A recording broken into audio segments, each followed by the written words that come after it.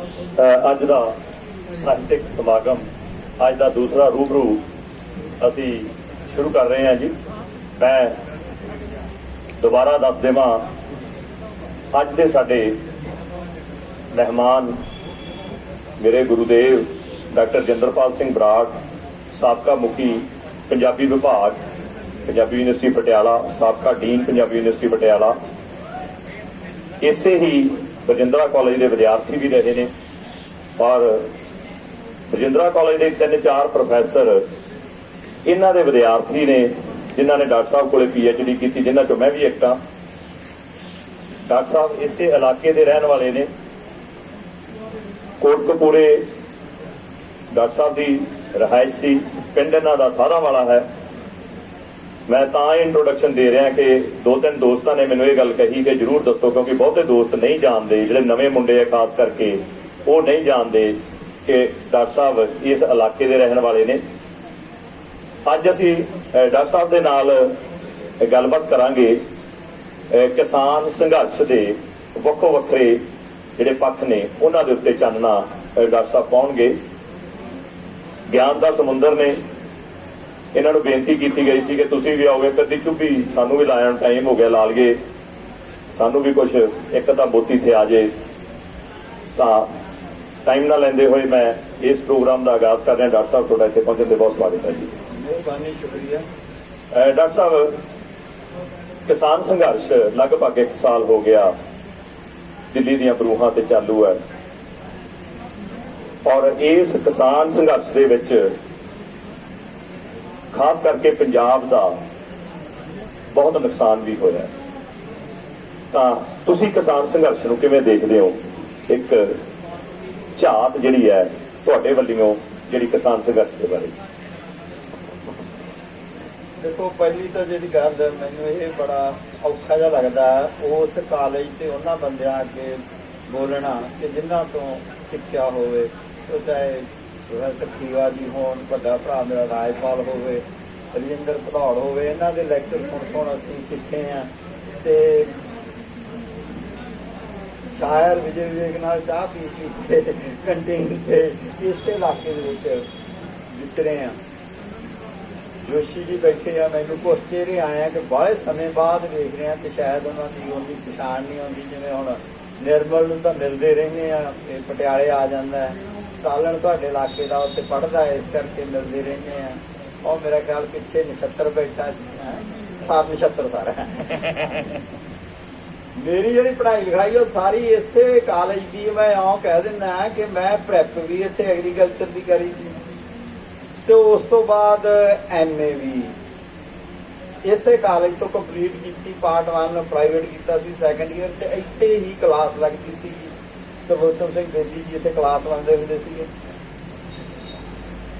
सो इस कॉलेज दे विच आउणा चंगा लगता है। रही गल किसान संघर्ष की, किसान संघर्ष बारे तो इन्नियां गल्लां हो चुकियां, मैनूं लगता नहीं कि पंजाब के बंदियां नूं कोई किसान संघर्ष बारे किसी चीज़ बारे कोई शक सुभा कोई रौला गौला उन्होंने मन च होवे, बड़े स्पष्ट। फिर भी असल दे विच तां इह कि जिहड़ा पंजाब दा खित्ता है, बहुत दुनिया दे विच घੱਟ खित्ते आ, जिहड़ा खित्ता कल्ला कह सकते हैं आपां खेतीबाड़ी ते ही आश्रित सीगा। हजे भी वड्डी गिणती जिहड़ी इत्थों दा अर्थचारा है वो खेती ते आधारित है।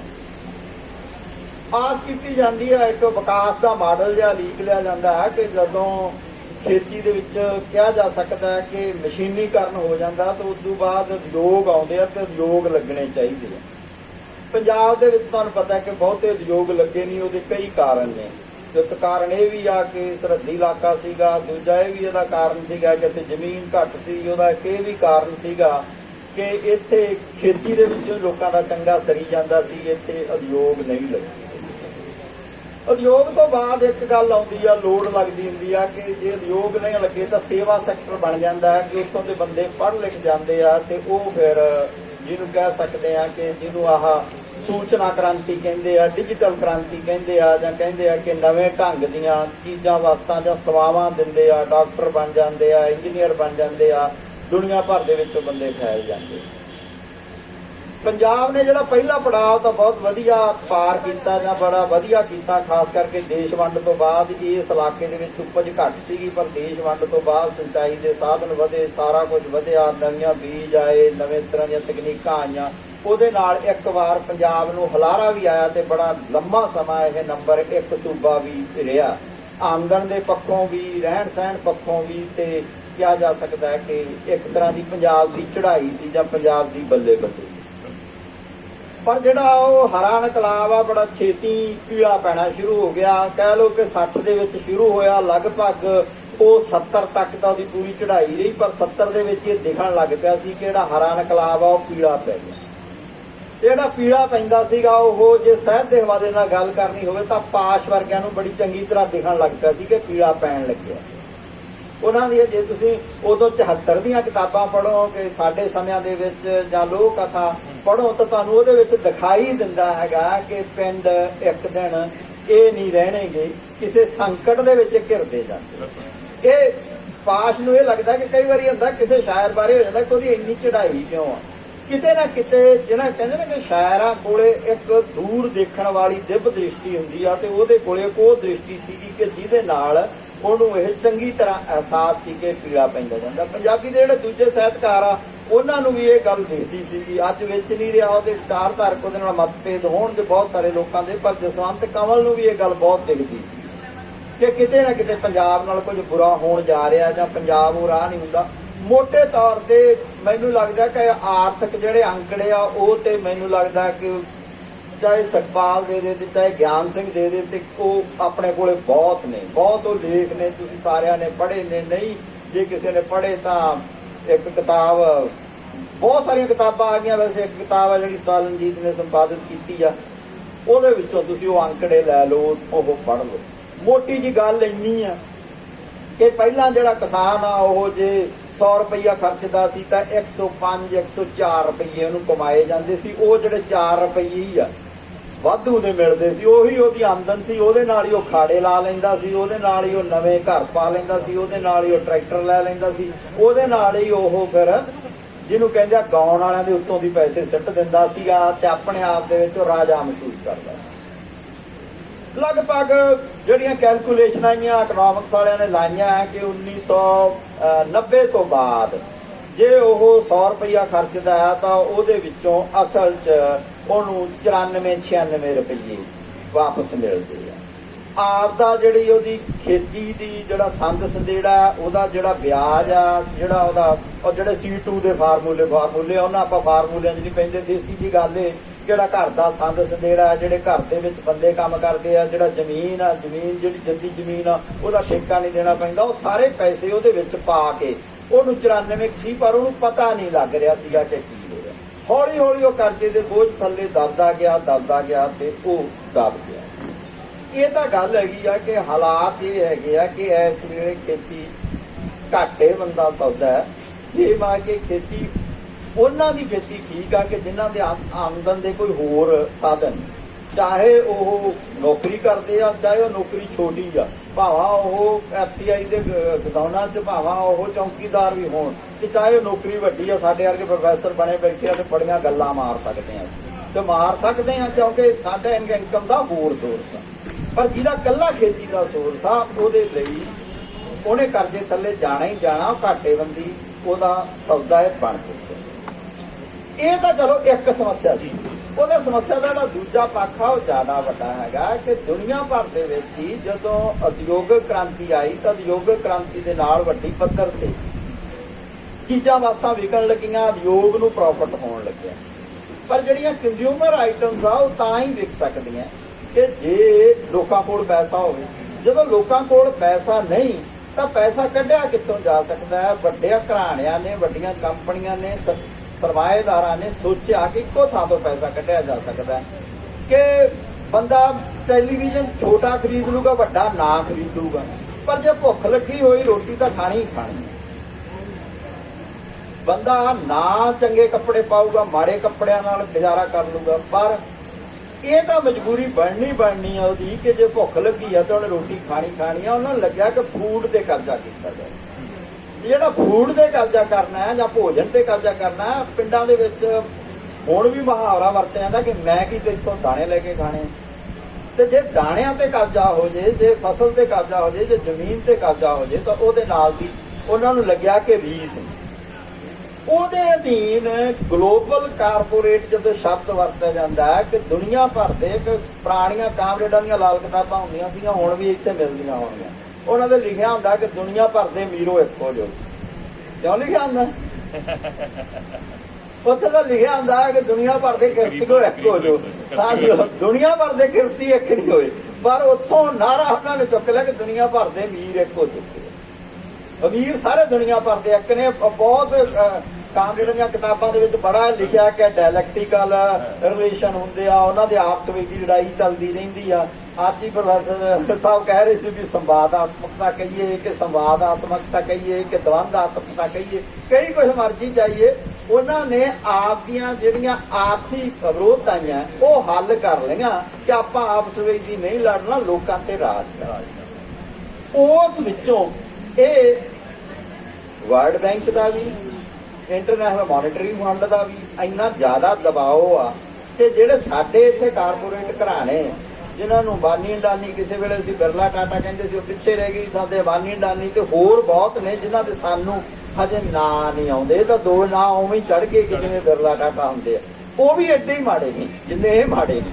ਉਸ ਹਾਲਤ ਦੇ ਵਿੱਚ ਉਹਨਾਂ ਨੂੰ ਲੱਗਿਆ ਕਿ ਇਹ ਬਿੱਲ ਆ ਗਏ, ਨਿਸ਼ਚੇ ਹੀ ਇਹ ਬਿੱਲਾਂ ਦਾ ਅੱਜ ਇਹ ਲੱਗਦਾ ਕਿ ਸ਼ਾਇਦ ਕਿਸਾਨੀ ਤੇ ਅਸਰ ਹੈ, ਪਰ ਇਹਦੇ ਨਾਲ ਜਿਹੜਾ ਆਮ ਕੰਜ਼ਿਊਮਰ ਤੇ ਅਸਰ ਪੈਣਾ ਹੈ, ਉਹ ਸਭ ਤੋਂ ਵੱਡਾ ਅਸਰ ਪੈਣਾ ਹੈਗਾ।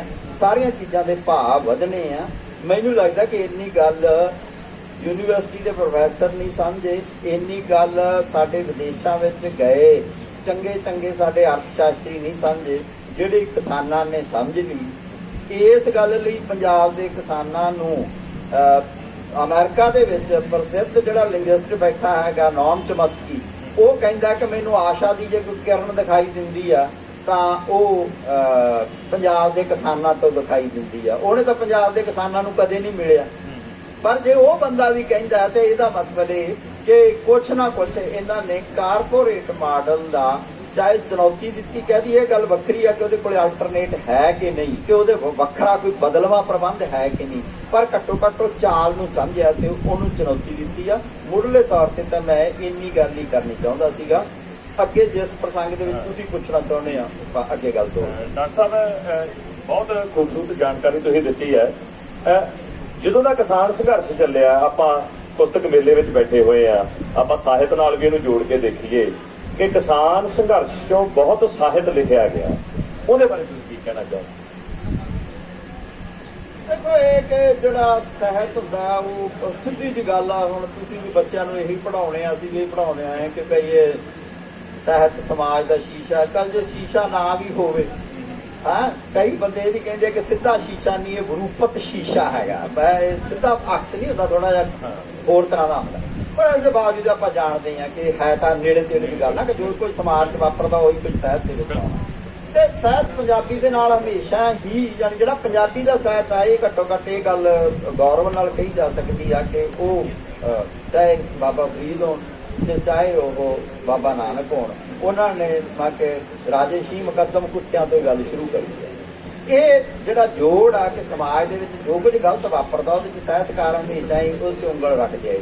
ਇੱਥੋਂ ਤੱਕ ਜਦੋਂ ਕਿਸਾਨੀ ਦਾ ਸੰਬੰਧ ਹੈਗਾ ਕਿ ਕਿਸਾਨੀ ਦੀ ਤਾਂ ਜਿਹੜੀ ਪਹਿਲੀ ਮੂਵਮੈਂਟ ਅੰਗਰੇਜ਼ਾਂ ਦੇ ਰਾਜ ਸਮੇਂ ਚੱਲੀ, ਜਿਹਨੂੰ ਅਸੀਂ ਕਹਿੰਦੇ ਆ ਪਗੜੀ ਸੰਭਾਲ ਜੱਟਾ, ਉਹਦਾ ਤਾਂ ਨਾਂ ਹੀ ਮਤਲਬ ਕਿ ਇਸੇ ਨਾਂ ਦੇ ਗੀਤ ਤੇ ਜਿਹੜਾ ਬਾਂਕੇ ਦਿਆਲ ਨੇ ਲਿਖਿਆ, ਉਸੇ ਨਾਂ ਦੇ ਗੀਤ ਤੇ ਇੱਕ ਪਗੜੀ ਸੰਭਾਲ ਜੱਟਾ, ਪਗੜੀ ਸੰਭਾਲ। ਅੱਜ ਇੱਕ ਸਮਾਂ ਆਇਆ ਸੀਗਾ ਕਿ ਜਦੋਂ ਅਸੀਂ ਕਹਿੰਦੇ ਆ ਕਿ ਪੰਜਾਬੀ ਸਾਹਿਤ ਦੇ ਵਿੱਚ ਕਿ ਇੱਕ ਸਮੇਂ ਲੱਗਿਆ ਸੀ ਕਿ ਪੇਂਡੂ ਯਥਾਰਥ ਪਿੱਛੇ ਰਹਿ ਗਿਆ। ਹੁਣ ਸਾਨੂੰ ਸ਼ਹਿਰੀ ਯਥਾਰਥ ਦੀ ਗੱਲ ਕਰਨੀ ਆ। ਇਹ ਜਸਵੀਰ ਸਿੰਘ ਆਹਲੂਵਾਲੀਆ, ਸਰਦਾਰ ਹਸਰਤ ਵਰਗਿਆਂ ਨੇ ਇੱਕ ਲਹਿਰ ਚਲਾਈ ਸੀ ਪ੍ਰਯੋਗ ਦੀ, ਕਹਿੰਦੇ ਉਹ ਗੱਲਾਂ ਪੁਰਾਣੀਆਂ ਹੋ ਗਈਆਂ, ਹੁਣ ਤਾਂ ਸ਼ਹਿਰੀ ਸੱਭਿਅਤਾ ਦੀ ਗੱਲ ਹੁੰਦੀ ਹੈ। ਪਰ ਉਦੋਂ ਹੀ ਦੋ ਆਵਾਜ਼ਾਂ ਨੇ ਉਹਨੂੰ ਚੁਣੌਤੀ ਦਿੱਤੀ ਸੀਗੀ। ਇੱਕ ਜਿਹਨੂੰ ਕਹਿੰਦੇ ਆ ਕਿ ਲੋਕ ਪੱਖ ਤੋਂ ਅਦਾਸੀ ਤੇ ਪਾਸ਼ ਨੇ, ਜਦੋਂ ਕਹਿੰਦਾ ਕਿ ਖੇਤਾਂ ਦਾ ਪੁੱਤ ਹੋ ਕੇ ਮੇਰੇ ਤੋਂ ਆਸ ਨਾ ਕਰਿਓ, ਮੈਂ ਤੁਹਾਡੇ ਚਗਲੇ ਹੋਏ ਸਵਾਦਾਂ ਦੀ ਗੱਲ ਕਰਾਂਗਾ, ਮੈਂ ਤਾਂ ਜਦ ਵੀ ਗੱਲ ਕਰਾਂਗਾ। ਉਹਦੇ ਨਾਲ ਹੀ ਦੂਸਰੇ ਪਾਸਿਓਂ ਇਹ ਕਿ ਪਿੰਡੂ ਯਥਾਰਥ ਕੀ ਖਤਮ ਹੋ ਗਿਆ। ਸ਼ਿਵ ਨੇ ਜਿੰਨਾ ਵੀ ਆਪਦੀ ਬਿੰਬਾਵਲੀ ਲਈ ਉਹ ਸਾਰੀ ਪਿੰਡਾਂ ਚੋਂ ਲਈ। शिव कुमार बटालवी ने जिन्नी भी बगावत की, तो ये गल उदों दबी गई। पर 90 तो बाद एक बार फिर पंजाबी साहित्य विच जदों नवीं आर्थिक नीतियां आईयां, नवीं मालां खुल्लियां, वड्डी पੱਧਰ ते पंजाबी बाहर जाण लगे, ये लग्या कि हुण पेंडू गल्लां जिहड़ियां ओह पिछे हो गई। ब्रांडेड कपड़िਆਂ ਦਾ ਦੌਰ ਚੱਲਿਆ, ਨਵੀਆਂ ਗੱਡੀਆਂ ਦਾ ਦੌਰ ਚੱਲਿਆ, ਬੰਦਿਆਂ ਨੂੰ ਲੱਗਣ ਲੱਗ ਪਿਆ ਕਿ ਜ਼ਿੰਦਗੀ ਹੁਣ ਨਵੇਂ ਢੰਗ ਨਾਲ ਚੱਲੂਗੀ। ਪਰ ਜਦੋਂ ਤੋਂ ਕਿਸਾਨੀ ਅੰਦੋਲਨ ਚੱਲਿਆ, ਲੋਕਾਂ ਨੂੰ ਉਹ ਕਿਰਤਾਂ ਦੇ ਵਿੱਚ, ਸਾਹਿਤਕ ਕਿਰਤਾਂ 'ਚ ਫਿਰ ਦਿਲਚਸਪੀ ਜਾਗੀ। ਚਾਹੇ ਉਹ ਕਿਰਤੀ ਕਿਸਾਨ ਵੇਲੇ ਦੀਆਂ, ਕਿਰਤੀ ਲਹਿਰ ਵੇਲੇ ਦੀਆਂ 1930 ਤੋਂ ਲੈ ਕੇ 1960-50 ਤੱਕ ਜਿਹੜੀਆਂ ਰਚਨਾਵਾਂ ਰਚੀਆਂ, ਉਹਨਾਂ ਨੂੰ ਦੁਬਾਰਾ ਪ੍ਰਕਾਸ਼ਣਾ ਸ਼ੁਰੂ ਕਰਤਾ, ਦੁਬਾਰਾ ਉਹਨਾਂ ਦੇ ਸੰਗ੍ਰਹਿ ਆਉਣੇ ਸ਼ੁਰੂ ਹੋ ਗਏ। ਇਹਦੇ ਨਾਲ ਹੀ ਕਿ ਜਿਹੜੇ ਨਾਵਲਕਾਰ ਅਸੀਂ ਨਾਵਲ ਭੁਲਾਤੇ ਸੀਗੇ, ਜਿਵੇਂ ਸੰਤ ਸਿੰਘ ਸੇਖੋਂ ਦਾ ਇੱਕ ਨਾਵਲ ਆ ਲਹੂ ਮਿੱਟੀ, ਦੁਬਾਰਾ ਲੋਕਾਂ ਨੂੰ ਲੱਗਿਆ ਕਿ ਉਹ ਪੜ੍ਹਨਾ ਚਾਹੀਦਾ। ਜਿਹੜੇ ਨਾਵਲ, ਜਿਹੜੀਆਂ ਕਹਾਣੀਆਂ, ਜਿਹੜੇ ਨਾਟਕ, ਜਿਹਨੂੰ ਕਹਿ ਸਕਦੇ ਆ ਕਿ ਇੱਕ ਵਾਰ ਜਿਹੜੇ ਪਾਸੇ ਹੋ ਗਏ ਸੀ, ਉਹ ਦੁਬਾਰਾ ਫਿਰ ਕੇਂਦਰ 'ਚ ਆ ਗਏ। ਜਿਹੜੀ ਵੱਡੀ ਤਬਦੀਲੀ ਵਾਪਰੀ, ਉਹ ਤਬਦੀਲੀ ਵਾਪਰੀ ਅਸਲ ਦੇ ਵਿੱਚ ਜਿਹਨੂੰ ਕਹਿ ਸਕਦੇ ਆ ਕਿ ਇੰਨੀ ਤੇਜ਼ੀ ਨਾਲ ਇਹਦੇ ਤੇ ਵਾਰਤਕ ਲਿਖੀ ਗਈ। ਜਿਵੇਂ ਪਹਿਲਾਂ ਵੀ ਗੱਲ ਕਰਕੇ ਹਟਿਆ, ਘੱਟੋ ਘੱਟ 10 ਦੇ ਕਰੀਬ ਕਿਤਾਬਾਂ ਸੰਪਾਦਿਤ ਕਹਾਣੀਆਂ ਸਿਰਫ ਕਿਸਾਨੀ ਮਸਲੇ ਦੇ ਉੱਤੇ। ਨਾਵਲ ਵੱਡੀ ਪੱਧਰ ਤੇ ਆਏ, ਨਾਟਕ। ਅੱਛਾ, ਨਾਟਕਾਂ ਦਾ ਤੇ ਇਹ ਹੈ ਕਿ ਵੀ ਮੌਕੇ ਸਿਰ ਨਾਟਕ ਬਣ ਰਹੇ ਆ, ਮੌਕੇ ਸਿਰ ਹੀ ਉਹ ਖੇਡੇ ਜਾ ਰਹੇ ਆ, ਤੇ ਇੱਕ ਨਵਾਂ ਹਲਾਰਾ ਮਿਲਿਆ। ਪਰ ਜਿਹੜੀ ਤਬਦੀਲੀ ਵੱਡੀ ਆਈ, ਉਹ ਮੈਨੂੰ ਲੱਗਦਾ ਹੈਗਾ ਕਿ ਸਾਹਿਤ ਦੇ ਤਾਂ ਪਹਿਲਾਂ ਹੀ ਪ੍ਰਗਤੀਵਾਦੀ ਰਾਹ ਤੇ ਚੱਲ ਰਿਹਾ ਸੀ। ਪਹਿਲਾਂ ਸਾਡੇ ਜਿਹੜੇ ਬਹੁਤੇ ਸਾਹਿਤਕਾਰ ਆ, ਉਹ ਪੇਂਡੂ ਪਿਛੋਕੜ ਦੇ ਸੀ ਤੇ ਕਿਸਾਨੀ ਨੂੰ ਮੁੱਖ ਤੌਰ ਤੇ ਕਰਦੇ ਸੀ। ਪਰ ਇਸ ਸਮੇਂ ਗਾਇਕੀ ਦੇ ਵਿੱਚ ਵੱਡੀ ਜੁਝਾਰਵਾਦ ਵੀ ਜਿਹੜਾ ਗਾਇਕੀ ਦੇ ਵਿੱਚ ਖਾਸਾ ਇਸ ਦੌਰ ਦੇ ਵਿੱਚ ਦੇਖਣ ਨੂੰ ਮਿਲਿਆ। ਜਿਵੇਂ ਪਹਿਲਾਂ ਦੇ ਜਿਹੜੇ ਗੀਤ ਹੈ, ਉਹਨਾਂ ਦੇ ਵਿੱਚ ਜੇ ਪਿਆਰ ਭਾਰੂ ਸੀ, ਤਾਂ ਜਦੋਂ ਕਿਸਾਨ ਸੰਘਰਸ਼ ਚੱਲਿਆ, ਉਦੋਂ ਦਾ ਗੀਤ ਜਿਹੜੇ ਨੇ ਉਹ ਖਾਸ ਕਰਕੇ ਜਿਹੜੇ ਜੁਝਾਰਵਾਦੀ ਗੀਤ, ਜਿਹੜੇ ਬੰਦੇ ਦੇ ਰੌਂਗਟੇ ਖੜੇ ਕਰਦੇ ਨੇ, ਉਹਨਾਂ ਦਾ ਦੌਰ ਵੀ ਜਿਹੜਾ ਦੁਬਾਰਾ ਮਿਲਦਾ ਆਇਆ ਹੈ। ਜਿਹੜੇ ਹੈਗਾ ਨਾ ਕਿ ਪੰਜਾਬੀਆਂ ਦੇ ਉੱਤੇ ਇਹ ਕਿਸਾਨ ਸੰਘਰਸ਼ ਚੱਲਣ ਤੋਂ ਪਹਿਲਾਂ 3-4 ਵੱਡੇ ਦੋਸ਼ ਲੱਗਦੇ। ਪਹਿਲਾ ਦੋਸ਼ ਤਾਂ ਇਹ ਸੀ ਕਿ ਪੰਜਾਬ ਆ ਜਿਹੜਾ ਉਹ ਨਸ਼ਿਆਂ 'ਚ ਡੁੱਬ ਚੁੱਕਿਆ ਹੈ, ਨਸ਼ੇੜੀਆਂ ਦਾ ਪੰਜਾਬ ਆ। ਇਹ ਗੱਲ ਬਹੁਤ ਵੱਡੀ ਪੱਧਰ ਤੇ ਪ੍ਰਚਾਰੀ ਗਈ। ਉੜਦਾ ਪੰਜਾਬ ਫਿਲਮ, ਹਿੰਦੀ ਫਿਲਮ ਉੜਦਾ ਪੰਜਾਬ ਨੇ ਇਹ ਗੱਲ ਸਥਾਪਿਤ ਕੀਤੀ, ਤੇ ਗਾਣਿਆਂ ਦੇ ਵਿੱਚ ਜਾਣੀ ਕਿ ਇਹ ਪੈਗ ਪੁੱਗ ਲਾਉਣ ਦੀਆਂ ਗੱਲਾਂ ਖੁੱਲ੍ਹੇਆਮ ਸ਼ਰੇਆਮ ਹੋਣ ਲੱਗੀਆਂ। ਤਾਂ ਇਹ ਮੰਨ ਲਿਆ ਗਿਆ ਕਿ ਵੀ ਜਿਹੜਾ ਨਸ਼ਾ ਉਹ ਪੰਜਾਬ ਦੇ ਵਿੱਚ ਸਭ ਤੋਂ ਵੱਧ ਹੈ। ਇਹ ਇੱਕ ਤਾਂ ਵੱਡਾ ਦੋਸ਼ ਇਹ ਸੀ। ਹੁਣ ਤੁਸੀਂ ਕਹੋਗੇ ਕਿ ਵੀ ਹਾਂ ਨਸ਼ਾ ਬਹੁਤ ਹੈਗਾ, ਤੇ ਵੀ ਇਹ ਦੋਸ਼ ਨਹੀਂ, ਇਹ ਤਾਂ ਗੱਲ ਸੱਚੀ ਹੈ। ਦੂਜਾ ਜਿਹੜਾ ਦੋਸ਼ ਲੱਗਦਾ ਸੀਗਾ ਇਹ ਕਿ ਪੰਜਾਬੀ ਕਿਸੇ ਵੇਲੇ ਲੱਗਦਾ ਕਿ ਇਹਨਾਂ ਨੇ ਸੰਘਰਸ਼ ਕੀਤਾ। ਅਸੀਂ ਅਕਸਰ ਹੀ ਸਾਡੇ ਲੀਡਰਾਂ ਤੋਂ ਲੈ ਕੇ ਕਹਿ ਦਿੰਦੇ ਹਾਂ ਕਿ ਪੰਜਾਬ ਦੇ ਲੋਕਾਂ ਨੇ 93 ਬੰਦਿਆਂ ਨੇ ਫਾਂਸੀ ਦਾ ਰੱਸਾ ਚੁੰਮਿਆ ਦੇਸ਼ ਆਜ਼ਾਦ ਕਰਾਉਣ ਲਈ, ਸਾਰੇ ਕੋਲੈਕਸ ਤੋਂ 4 ਨੇ, 93 ਇਕੱਲੇ ਪੰਜਾਬੀ ਨੇ। ਜਾਂ ਹੁਣ ਨਹੀਂ, ਪੰਜਾਬ 'ਚ ਹੁਣ ਦਮ ਨਹੀਂ ਰਿਹਾ। ਨਕਸਲਾਈਟ ਮੂਵਮੈਂਟ ਤੋਂ ਬਾਅਦ, ਖਾੜਕੂ ਮੂਵਮੈਂਟ ਤੋਂ ਬਾਅਦ ਹੁਣ ਦਮ ਨਹੀਂ ਰਿਹਾ ਪੰਜਾਬ ਦੇ ਵਿੱਚ। ਸੰਘਰਸ਼ ਕਰਨ ਦਾ ਜਿਹੜਾ ਮਾਦਾ ਮਰ ਗਿਆ। ਇਹ ਦੂਜਾ ਵੱਡਾ ਦੋਸ਼ ਲਾਇਆ। ਇਹ ਜਿਹੜੇ ਦੋ ਦੋਸ਼ ਲਾਏ ਜਾਂਦੇ ਸੀਗੇ, ਪਹਿਲੀ ਗੱਲ ਤਾਂ ਇਹ ਕਿ ਇਹ ਕੋਈ ਨਸ਼ਿਆਂ ਨੂੰ ਜਸਟੀਫਾਈ ਕਰਨ ਵਾਲੀ ਗੱਲ ਨਹੀਂ, ਪਰ ਇਹ ਦੁਨੀਆ ਭਰ ਦੇ ਵਿੱਚ ਹੀ ਹਮੇਸ਼ਾ ਜਦੋਂ ਤੋਂ ਸੱਭਿਅਤਾ ਵਿਕਸਿਤ ਹੋਈ ਆ, ਨਸ਼ੇ ਲੋਕ ਕਰਦੇ ਰਹੇ। ਰੌਲਾ ਤਾਂ ਇਹਦਾ ਅਨੁਪਾਤ ਵਧਣ ਤੇ, ਕਿ ਜੇ 100 ਦੇ ਵਿੱਚੋਂ 3 ਜਾਂ 4% ਨਸ਼ੇ ਕਰਦੇ ਆ, ਉਹ ਖੱਪ ਜਾਂਦੇ ਆ। ਜੇ 10% ਜਾਂ 15% ਕਰਨ ਲੱਗ ਪੈਂਦੇ ਆ, ਤਾਂ ਉਹ ਮਾੜੀ ਗੱਲ। ਤਾਂ ਪਿਛਲੇ ਸਮੇਂ ਦੇ ਵਿੱਚ ਜਿਹੜਾ ਪੰਜਾਬ ਦੇ ਵਿੱਚ ਇਹ ਵਾਧਾ ਹੋਇਆ, ਉਹ ਵਾਧਾ ਜਿਹੜਾ ਸਾਡਾ ਜੀਵਨ ਵਿਧੀ ਬਦਲੀ, ਉਹਦੇ ਨਾਲ ਇਹ ਵਾਧਾ ਹੋਇਆ।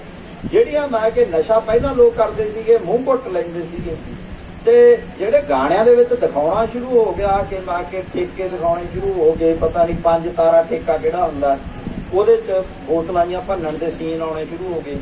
ਫਿਰ ਇਹ ਕਿ ਜਿਹੜੇ ਆਹ ਪੈਗ ਲਾਉਣਾ ਹੈ ਤੇ ਉਹ ਫਿਰ ਵੀ ਮੇਰਾ ਮੂੰਹ ਪਤਾ ਨਹੀਂ ਲਾਲ ਹੋ ਜਾਂਦਾ ਹੈ, ਇਸ ਕਿਸਮ ਦੇ ਉਹਨੂੰ ਗਲੋਰੀਫਾਈ ਕਰਨਾ ਸ਼ੁਰੂ ਕਰਤਾ।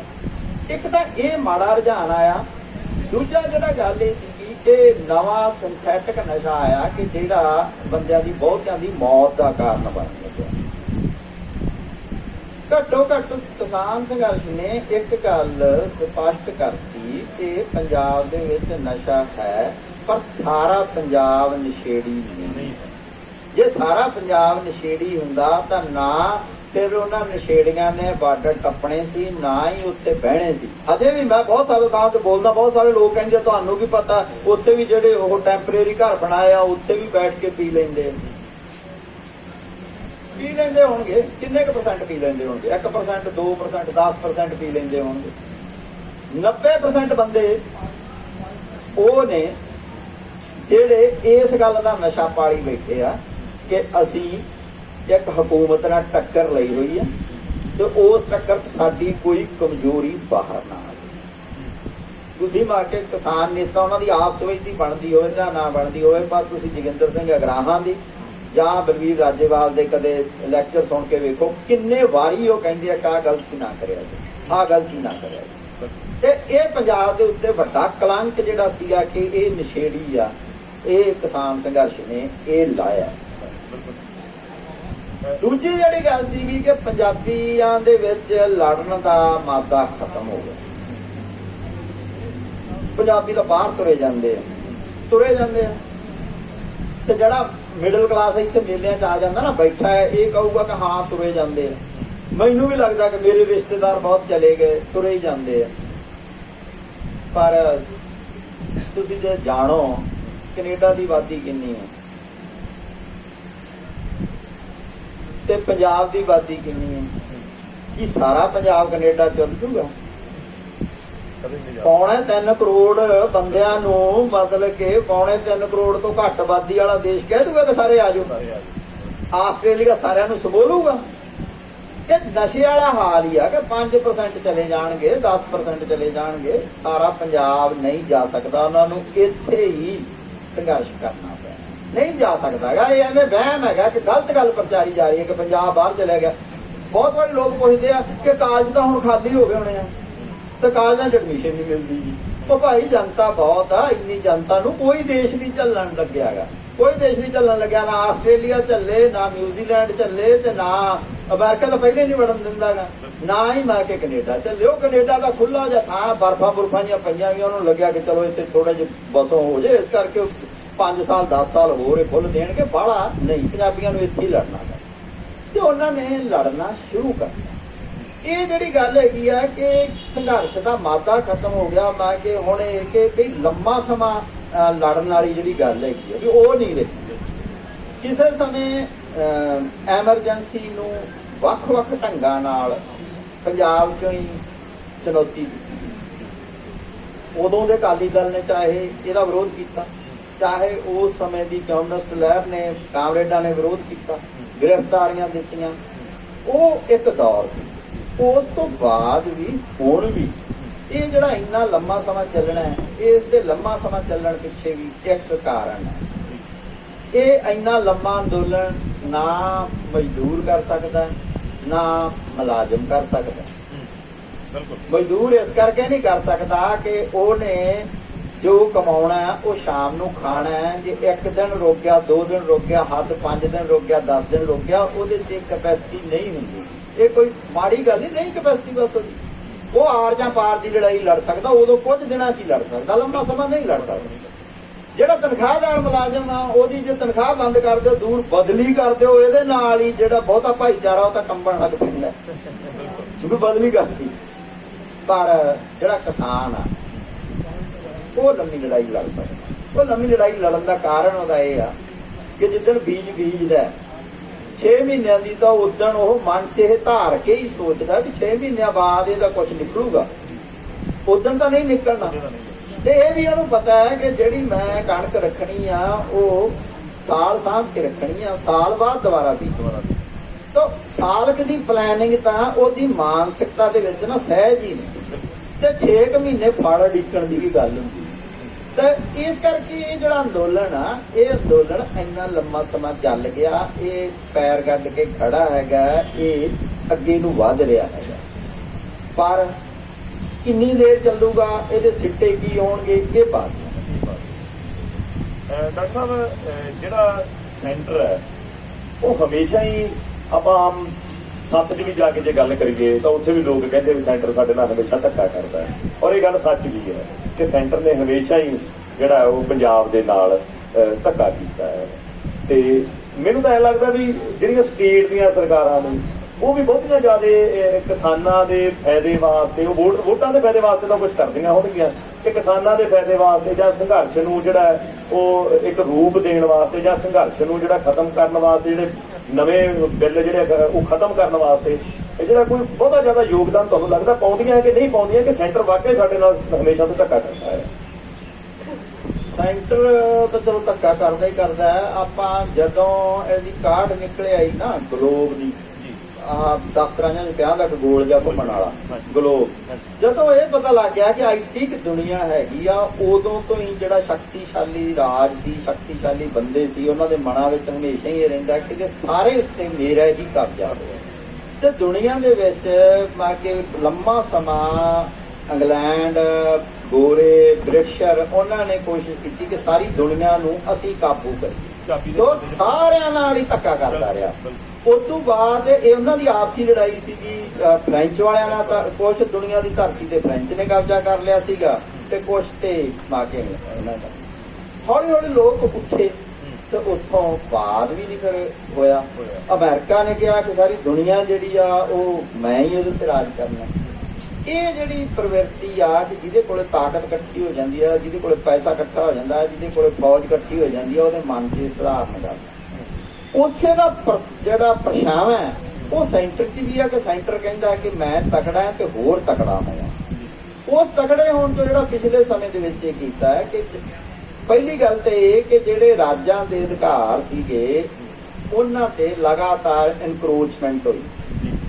ਪੋਲੀਟੀਕਲ ਸਾਇੰਸ ਦੇ ਅਧਿਆਪਕ ਇੱਥੇ ਬੈਠੇ ਹੋਣੇ ਆ, ਦੋ ਗੱਲਾਂ ਪੜਾਉਣੇ ਆ ਕਿ ਅਸੀਂ ਇੱਕ ਕੋਈ ਕਰੰਟ ਲਿਸਟ ਆ, ਇੱਕ ਲਿਸਟ ਆ ਜਿਹੜੀ ਸਟੇਟ ਲਿਸਟ ਆ, ਇੱਕ ਆ ਜਿਹੜੀ ਸੈਂਟਰ ਲਿਸਟ ਆ। ਹੌਲੀ ਹੌਲੀ ਜਿੰਨਾ ਵੀ ਸਟੇਟ ਦੇ ਸਬਜੈਕਟ ਸੀਗੇ ਉਹ ਕੱਢ ਕੇ ਉਹਨਾਂ ਨੇ ਆਪਦੇ ਖਾਤੇ 'ਚ ਪਾਉਣੇ ਸ਼ੁਰੂ ਕਰ ਦਿੱਤੇ। ਸਿੱਖਿਆ ਵੀ ਉਹਦੇ 'ਚੋਂ ਇੱਕ ਆ, ਸਿਹਤ ਵੀ ਉਹਦੇ 'ਚੋਂ ਇੱਕ ਆ, ਕਿ ਇਹ ਦੋਵੇਂ ਰਾਜ ਸਰਕਾਰਾਂ ਦਾ ਕੰਮ ਸੀਗਾ। ਹੌਲੀ ਹੌਲੀ ਮੈਂ ਕਿਉਂ ਤੁਸੀਂ ਦੇਖ ਲਓ ਕਿ ਕਿੰਨੀਆਂ ਸੈਂਟਰਲ ਯੂਨੀਵਰਸਿਟੀਆਂ ਖੁੱਲ ਗਈਆਂ, ਕਿੰਨੇ ਦੂਜਾ ਕੁਝ ਖੁੱਲ ਗਿਆ, ਕਿੰਨੇ ਸਿੱਧੇ ਕਾਲਜ ਖੋਲ੍ਹਤੇ, ਕਿੰਨਿਆਂ ਨਾਲ ਗ੍ਰਾਂਟਾਂ ਸੈਂਟਰ ਨੇ ਅਟੈਚ ਕਰਤੀਆਂ। ਉਹਦੇ ਵਿੱਚੋਂ ਜਿਹੜਾ GST ਵਾਲਾ ਮਾਮਲਾ ਹੈਗਾ ਤੇ ਜਿਹੜਾ ਇਹ ਕਿਹਾ ਜਾ ਸਕਦਾ ਹੈ ਕਿ ਹੁਣ ਦੀ ਸਥਿਤੀ ਹੈਗੀ ਆ ਕਿ ਮਾਲੀਆ ਤਾਂ ਸਾਰੇ ਦਾ ਸਾਰਾ ਹੀ ਕੇਂਦਰ ਕੋਲੇ ਜਾਂਦਾ, ਚਾਹੇ ਉਹ ਇਨਕਮ ਟੈਕਸ ਹੋਵੇ, ਚਾਹੇ ਉਹ GST ਹੋਵੇ, ਚਾਹੇ ਉਹ ਦੂਜੇ ਟੈਕਸ। ਉੱਥੋਂ ਫਿਰ ਉਹ ਆਪਦੀ ਮਰਜ਼ੀ ਨਾਲ ਵੰਡਦਾ। ਤੇ ਪੰਜਾਬ ਕੋਲੇ ਤਾਂ ਦੋ ਹੀ ਚੀਜ਼ਾਂ, ਬਾਕੀ ਜਾਂ ਤਾਂ ਇਹੋ ਜਿਹੀ ਧਰਤੀ ਹੈਗੀ ਇਹਦੇ ਚੋਂ ਕੁਝ ਕੱਢ ਕੇ ਵੇਚ ਦਿਓ, ਰੇਤਾ ਹੀ ਵੇਚੀ ਜਾਂਦੇ, ਤੇ ਦੂਜਾ ਇਹ ਕਿ ਜਿਹੜੀ ਧਰਤੀ ਦੇ ਉੱਤੇ ਲੋਕਾਂ ਦੀ ਮਲਕੀਅਤ ਆ ਉਹਦੇ ਚੋਂ ਪਾਣੀ ਕੱਢ ਲਓ, ਉਹਦੇ ਚੋਂ ਖਾਦਾਂ ਪਾ ਕੇ ਕੋਈ ਫਸਲ ਲਗਾ ਲਓ, ਉਹ ਵੇਚ ਲਓ, ਹੋਰ ਤਾਂ ਕੁਝ ਹੈ ਨਹੀਂ। ਤੇ ਜਾਂ ਫਿਰ ਦੂਜਾ ਤਰੀਕਾ ਇਹ ਆ, ਉਹ ਦੂਜਾ ਤਰੀਕਾ ਇਹ ਕਿ ਭਾਈ ਸ਼ਰਾਬ ਤੇ ਟੈਕਸ ਲਾ ਦਿਓ। ਤਾਂ ਦੋ ਟੈਕਸਾਂ ਤੋਂ ਬਗੈਰ ਬਾਕੀ ਤਾਂ ਹੁਣ ਜਿਹੋ ਜੀ ਸਥਿਤੀ ਵਾ ਕੇ ਰਾਜ ਅੱਗੇ ਮਿਊਨਿਸਪਲ ਕਮੇਟੀਆਂ ਦੀ ਰਹਿੰਦੀ ਆ, ਰਾਜ ਦੀ ਸਥਿਤੀ ਮਿਊਨਿਸਪਲ ਕਮੇਟੀਆਂ ਤੋਂ ਕੋਈ ਬਾਹਲੀ ਵਧੀਆ ਨਹੀਂ ਆ। ਤੇ ਉਹ ਕੇਂਦਰ ਦਾ ਜਿਹੜਾ ਧੱਕਾ ਵਾਲਾ ਗੱਲ ਆ ਨਾ, ਉਹ ਧੱਕਾ ਤਾਂ ਉਦੋਂ ਤੱਕ ਕਰੂਗਾ ਉਹ ਜਦੋਂ ਤੱਕ ਉਹਨੂੰ ਇਹ ਨਹੀਂ ਲੱਗਦਾ ਕਿ ਮੇਰੀ ਕਿਤੇ ਰਜਿਸਟੈਂਸ ਹੋ ਰਹੀ ਹੈ। ਜਦੋਂ ਰਜਿਸਟੈਂਸ ਹੁੰਦੀ ਆ ਉਦੋਂ ਹੋ ਜਾਂਦਾ। ਹੁਣ ਇੱਕ ਭਾਸ਼ਾ ਦਾ ਮਸਲਾ ਹੈਗਾ, ਪੰਜਾਬੀ ਭਾਸ਼ਾ ਦਾ ਮਸਲਾ ਹੈ। ਇੱਕ ਡਾਕਟਰਾਂ ਦੇ ਲਈ ਪ੍ਰੀਖਿਆ ਹੁੰਦੀ ਹੈ, ਨੀਟ ਦੀ ਪ੍ਰੀਖਿਆ। ਪਹਿਲਾਂ PMT ਹੁੰਦੀ ਸੀਗੀ, Punjab medical test, preliminary medical test, ਤੇ 50 ਦਾ ਹੁੰਦਾ ਸੀ। ਹੁਣ ਉਹ ਸੈਂਟਰ ਲੈਵਲ ਦਾ ਹੋ ਗਿਆ ਨੀਟ, ਉਹਦੇ ਵਿੱਚ ਹੀ ਲੰਘਣਾ। ਪੰਜਾਬ ਨੇ ਉਹਦੀ ਕੋਈ ਵਿਰੋਧਤਾ ਹੀ ਨਹੀਂ ਕੀਤੀ, ਤਾਮਿਲਨਾਡੂ ਨੇ ਉਹਦੀ ਵਿਰੋਧਤਾ ਹੀ ਕੀਤੀ। ਤਾਮਿਲਨਾਡੂ ਵਾਲਿਆਂ ਨੂੰ ਕਹਿੰਦੇ ਵੀ ਚਲੋ ਉਹਨਾਂ ਨੇ ਆਪ ਦਾ ਫੈਸਲਾ ਕਰ ਲਿਆ ਕਿ ਅਸੀਂ ਤਾਂ ਆਪਦੇ ਡਾਕਟਰ ਆਪ ਬਣਾਵਾਂਗੇ ਤੇ ਆਪ ਉਹਨਾਂ ਦੀ ਭਰਤੀ ਕਰਾਂਗੇ। ਪਰ ਇਹ ਜਿਹੜਾ ਹੈਗਾ ਕਿ ਇਨਕਰੋਚਮੈਂਟ ਦਾ ਏਰੀਆ, ਖਾਸ ਕਰਕੇ ਜਿਹੜਾ ਸਾਡਾ ਜਿਹੜੀ ਗੱਲ ਤੇ ਲੋਕ ਕਹਿੰਦੇ ਆ ਕਿ ਅਕਾਲੀ ਦਲ ਆ ਜਿਹੜਾ ਉਹ ਇਸ ਗੱਲ ਦੇ ਉੱਤੇ ਆਪਦਾ ਉਹਦੀ ਸਟਾਂਸ ਇਸ ਗੱਲ ਤੇ ਖੜੀ ਸੀਗੀ ਕਿ ਮੈਂ ਫੈਡਰਲਿਜ਼ਮ ਦੇ ਪੱਖੀ ਆ। ਉਹ ਚਾਹੇ ਆਨੰਦਪੁਰ ਦਾ ਮਤਾ ਹੋਵੇ, ਚਾਹੇ ਉਹ ਧਾਰਾ ਸਾੜਨ ਵਾਲੀ ਗੱਲ ਹੋਵੇ, ਉਹਦੇ ਕਰਕੇ ਲੋਕ ਪੰਜਾਬੀ ਉਹਦੇ ਨਾਲ ਜੁੜੇ ਸੀ। ਉਹ ਜਦੋਂ ਖੁਦ ਹੀ ਕੇਂਦਰ ਦੀ ਝੋਲੀ 'ਚ ਜਾ ਕੇ ਬਹਿ ਗਏ ਤਾਂ ਉਸ ਸਥਿਤੀ ਦੇ ਵਿੱਚ ਹੁਣ ਭਾਵਾਂ ਉਹ ਵੋਟਾਂ ਦੇ ਦਬਾਅ ਕਰਕੇ ਉਹ ਕੇਂਦਰ ਦੀ ਵਜ਼ਾਰਤ ਛੱਡਿਆ ਹੈ। ਇੱਕ ਗੱਲ ਪੱਕੀ ਹੈ ਕਿ ਜਦੋਂ ਲੋਕਾਂ ਦਾ ਦਬਾਅ ਪੈਂਦਾ ਹੈ ਤਾਂ ਸਿਆਸੀ ਪਾਰਟੀਆਂ ਉਹਦੇ ਅਨੁਸਾਰ ਆਪਦਾ ਪੈਂਤੜਾ ਬਦਲਦੇ। ਇਹਦਾ ਮਤਲਬ ਇਹ ਕਿ ਜੇ ਪੰਜਾਬ ਦੇ ਲੋਕ ਇਹਨਾਂ ਸਿਆਸੀ ਲੀਡਰਾਂ ਨੂੰ ਵੀ ਲਗਾਤਾਰ ਪ੍ਰੈਸ਼ਰਾਈਜ਼ ਕਰੀ ਜਾਣਗੇ ਤਾਂ ਉਹ ਸਹੀ ਰਾਹ ਤੇ ਚੱਲਣਗੇ। ਜੇ ਲਗਾਤਾਰ ਪ੍ਰੈਸ਼ਰਾਈਜ਼ ਨਾ ਕਰ ਸਕੇ ਤਾਂ ਇਸ ਗੱਲ ਦੀ ਪੂਰੀ ਸੰਭਾਵਨਾ ਹੈ ਕਿ ਜਿਹੜੇ ਮਾੜੇ ਮੋਟੇ ਸੂਬਿਆਂ ਕੋਲ ਅਧਿਕਾਰ ਆ ਉਹ ਵੀ ਇੱਕ ਦਿਨ ਚਲੇ। ਡਾਕਟਰ ਸਾਹਿਬ, ਆਪਾਂ ਸੈਂਟਰ ਦੀ ਗੱਲ ਕਰਦੇ ਕਰਦੇ ਆਪਾਂ ਜੀ ਪੰਜਾਬ ਸਰਕਾਰ ਦੀ ਵੀ ਗੱਲ ਕਰੀਏ ਕਿ ਬਰਜਿੰਦਰਾ ਕਾਲਜ ਦੇ ਵਿਹੜੇ ਦੇ ਵਿੱਚ ਆਪਾਂ ਬੈਠੇ ਹੋਏ ਆ। ਇੱਥੇ ਪੁਸਤਕ ਮੇਲਾ ਲੱਗਿਆ, ਇੱਧਰ ਪੁਸਤਕ ਮੇਲਾ ਲੱਗਿਆ ਤੇ ਇੱਧਰ ਪ੍ਰਿੰਸੀਪਲ ਸਾਹਿਬ ਦੇ ਬਾਰ ਦੇ ਵਿੱਚ ਧਰਨਾ ਲੱਗਿਆ ਹੋਇਆ ਤੇ ਧਰਨਾ ਲੱਗਣ ਨੂੰ ਲਗਭਗ 3 ਮਹੀਨੇ ਹੋ ਗਏ। ਔਰ ਲੱਗਿਆ ਕਾਹਦੇ ਵਾਸਤੇ ਹੈ ਕਿ BSc ਐਗਰੀਕਲਚਰ ਜਿਹੜੀ ਹੈ ਉਹ ਇੱਥੋਂ ਖਤਮ ਕੀਤੀ ਜਾ ਰਹੀ ਹੈ। ਉਹਦੀਆਂ 2 ਕਲਾਸਾਂ ਖਤਮ ਹੋ ਗਈਆਂ, 2 ਬਚੀਆਂ, ਉਹਦੇ 2 ਸਾਲਾਂ 'ਚ ਉਹ ਵੀ ਖਤਮ ਹੋ ਜਾਣਗੀਆਂ। ਕਿ ਸਰਕਾਰਾਂ ਦਾ ਹਾਲ ਚਾਹੇ ਸੈਂਟਰ ਦਾ ਹੋਵੇ ਜਾਂ ਸਟੇਟ ਦਾ ਹੋਵੇ ਹੈ ਤਾਂ ਇੱਕੋ ਜਿਹਾ। ਬਹੁਤ ਮੰਗਾਂ ਜਿਹੜੀਆਂ ਉਹ ਉਹਨਾਂ ਦੇ ਕਿਹਾ ਗਿਆ ਕਿ ਅਸੀਂ ਮੰਨ ਲਾਂਗੇ, ਐਂ ਕਰ ਦਿਆਂਗੇ, ਉਹ ਕਰ ਦਿਆਂਗੇ, ਕੀ ਤਾਂ ਕੁਝ ਵੀ ਨਹੀਂ ਗਿਆ ਹੈਗਾ। ਇਹਦੇ ਬਾਰੇ ਵੀ ਮੇਰੇ ਖਿਆਲ 'ਚ ਆਪਾਂ ਨੂੰ ਗੱਲ ਇੱਥੇ ਜਿਹੜੀ ਆ ਉਹ ਕਰ ਲੈਣੀ ਚਾਹੀਦੀ ਹੈ। ਦੇਖੋ ਹੁਣ ਜਦੋਂ ਜਿਹਨੂੰ ਕਹਿੰਦੇ ਆ ਕਚਹਿਰੀ 'ਚ ਆ ਗਏ ਤੇ ਆਪਦੇ ਲੋਕਾਂ ਦੀ ਕਚਹਿਰੀ 'ਚ ਆ ਗਏ ਤੇ ਜੋ ਮਰਜ਼ੀ ਕਹੀ ਜਾਓ ਹੈ, ਜੋ ਮਰਜ਼ੀ ਪੁੱਛੋ ਉਹਦੇ ਤੇ ਆਪਾਂ ਗੱਲ ਕਰ ਲੈਂਦੇ ਹਾਂ। ਕੈਪਟਨ ਸਾਹਿਬ ਨੇ ਕੱਲ ਜਦੋਂ ਅਸਤੀਫਾ ਦਿੱਤਾ ਤੇ ਇੱਕ ਗੱਲ ਉੱਥੇ ਕਹੀ, ਉਹਨਾਂ ਨੇ ਗੱਲ ਇਹ ਕਹੀ ਕਿ ਬਈ ਮੈਨੂੰ 3 ਵਾਰ ਸੱਦ ਕੇ ਜਲਾਲਤ ਦਿੱਤੀ ਗਈ, ਸੱਦ ਕੇ ਜਲਾਲਤ ਦਿੱਤੀ ਗਈ, ਇਸ ਕਰਕੇ ਮੈਂ ਹਿਊਮਿਲੇਟਡ ਫੀਲ ਕਰਦਾ, ਇਸ ਕਰਕੇ ਮੈਂ ਅਸਤੀਫਾ ਦਿੱਤਾ। ਤੇ ਪੰਜਾਬ ਦੇ ਲੋਕਾਂ ਨੂੰ 4.5 ਸਾਲ ਲਗਾਤਾਰ ਕੈਪਟਨ ਨੇ ਜਲਾਲਤ ਦਿੱਤੀ ਕਿ ਲੋਕ ਟੈਂਕੀਆਂ ਤੇ ਚੜ ਜਾਂਦੇ ਸੀਗੇ ਤੇ ਉਹ ਲੋਕ ਕਹਿੰਦੇ ਸੀਗੇ ਕਿ ਸਾਨੂੰ ਬੁਲਾ ਲਓ, ਸਾਡੇ ਨਾਲ ਗੱਲ ਕਰ ਲਓ। ਕਹਿੰਦੇ ਸੀ ਚੰਡੀਗੜ੍ਹ ਇੰਨੀ ਤਰੀਕ ਨੂੰ ਆ ਜਾਓ। ਜਦੋਂ ਉੱਥੇ ਤਰੀਕ ਨੂੰ ਉੱਥੇ ਪਹੁੰਚਦੇ ਸੀ, ਉੱਥੇ ਜਿਹੜੇ ਸਿਕਿਉਰਿਟੀ ਵਾਲੇ ਉਹ ਨੇੜੇ ਨਹੀਂ ਲੱਗਣ ਦਿੰਦੇ ਸੀ। ਮੁੜ ਕੇ 3 ਦਰਜੇ ਦਾ 4 ਦਰਜੇ ਦਾ ਜਿਹੜਾ ਕੋਈ ਅਫਸਰ ਨਹੀਂ ਹੁੰਦਾ, ਜਿਹੜਾ OSD ਲਾਇਆ ਹੁੰਦਾ ਸੀ, ਉਹ ਆ ਕੇ ਕਹਿੰਦਾ ਸੀ ਕਰੋ ਮੇਰੇ ਨਾਲ ਕੀ ਗੱਲ। ਉਹ ਕਹਿੰਦੇ ਸੀ ਐਂ ਗੱਲ ਹੋਈ ਸੀ ਸਾਡੀਆਂ ਮੰਗਾਂ ਨੇ, ਸਾਨੂੰ ਪੱਕੇ ਕਰੋ, ਸਾਡੀ ਕੋਈ ਤਨਖਾਹ ਵਧਾਓ, ਸਾਡਾ ਕੋਈ ਆਹ ਮਸਲਾ ਨਿਬੇੜੋ, ਸਾਡੇ ਪਿੰਡ ਦੇ ਵਿੱਚ ਆਹ ਤੁਸੀਂ ਜ਼ਮੀਨ ਅਕਵਾਇਰ ਕਰਨ ਲੱਗਿਆ ਨਾ ਕਰੋ। ਉਹ ਕਹਿੰਦੇ ਸੀ ਨਾ ਇਹ ਤਾਂ ਐਂ ਹੋਊਗਾ। ਤੇ ਲੋਕਾਂ ਨੂੰ ਜਿਹੜੀ ਰੋਜ਼ ਜਲਾਲਤ ਮਿਲਦੀ ਸੀ ਉਹਦਾ ਮੁੱਲ ਕਿੱਥੇ ਤਰਿਆ ਜਾਊਗਾ। ਸੋ ਗੱਲ ਤਾਂ ਇਹ ਆ ਕਿ ਜਿੱਥੇ ਵੀ ਅਧਿਕਾਰ ਕੇਂਦਰਿਤ ਹੋਣਗੇ ਉੱਥੇ ਹੀ ਉਹ ਦੂਜਿਆਂ ਨੂੰ ਜਲਾਲਤ ਤਾਂ ਉਹ ਦੇਵੇਗੇ। ਆਪ ਦੀ ਜਲਾਲਤ ਉਹਨਾਂ ਨੂੰ ਬਹੁਤ ਵੱਡੀ ਲੱਗੀ, ਪਰ ਜਿਹੜੇ ਪੰਜਾਬ ਦੇ ਲੋਕਾਂ ਦੀ ਜਲਾਲਤ ਆ ਉਹ ਉਹਨਾਂ ਨੂੰ ਛੋਟੀ ਲੱਗੀ। ਰਹੀ ਜਿਹੜੀ ਗੱਲ ਤੁਸੀਂ ਕਿਹਾ ਕਿ ਐਗਰੀਕਲਚਰ ਦੀ, ਵੇਖੋ ਮੈਂ ਇੱਥੇ ਪ੍ਰੈਪ ਐਗਰੀਕਲਚਰ ਦਾ 1978 ਦੇ ਵਿੱਚ ਸਟੂਡੈਂਟ ਸੀਗਾ, ਪ੍ਰੈਪ ਐਗਰੀਕਲਚਰ ਦਾ ਇੱਥੇ ਇਸ ਬਰਜਿੰਦਰਾ ਕਾਲਜ 1978 ਦੇ ਵਿੱਚ ਇੱਥੇ ਸਿਰਫ ਪ੍ਰੈਪ ਹੁੰਦੀ ਸੀਗੀ। ਉਸ ਤੋਂ ਬਾਅਦ ਜਿਹੜੀ BSc ਕਰਨ ਲਈ ਲੇਟਰਲ ਐਂਟਰੀ ਮਿਲਦੀ ਹੁੰਦੀ ਸੀਗੀ PAU ਲੁਧਿਆਣਾ ਦੇ ਵਿੱਚ, ਜਾਂ ਇੱਕ BSc ਹੋਰ ਚੱਲਦੀ ਹੁੰਦੀ ਸੀਗੀ, ਉਹ ਚੱਲਦੀ ਸੀਗੀ ਖਾਲਸਾ ਕਾਲਜ ਪਟਿਆਲਾ, ਖਾਲਸਾ ਕਾਲਜ ਅੰਮ੍ਰਿਤਸਰ। ਸਿਰਫ 2 ਹੀ ਥਾਵਾਂ ਤੇ BSc ਚੱਲਦੀ ਸੀ।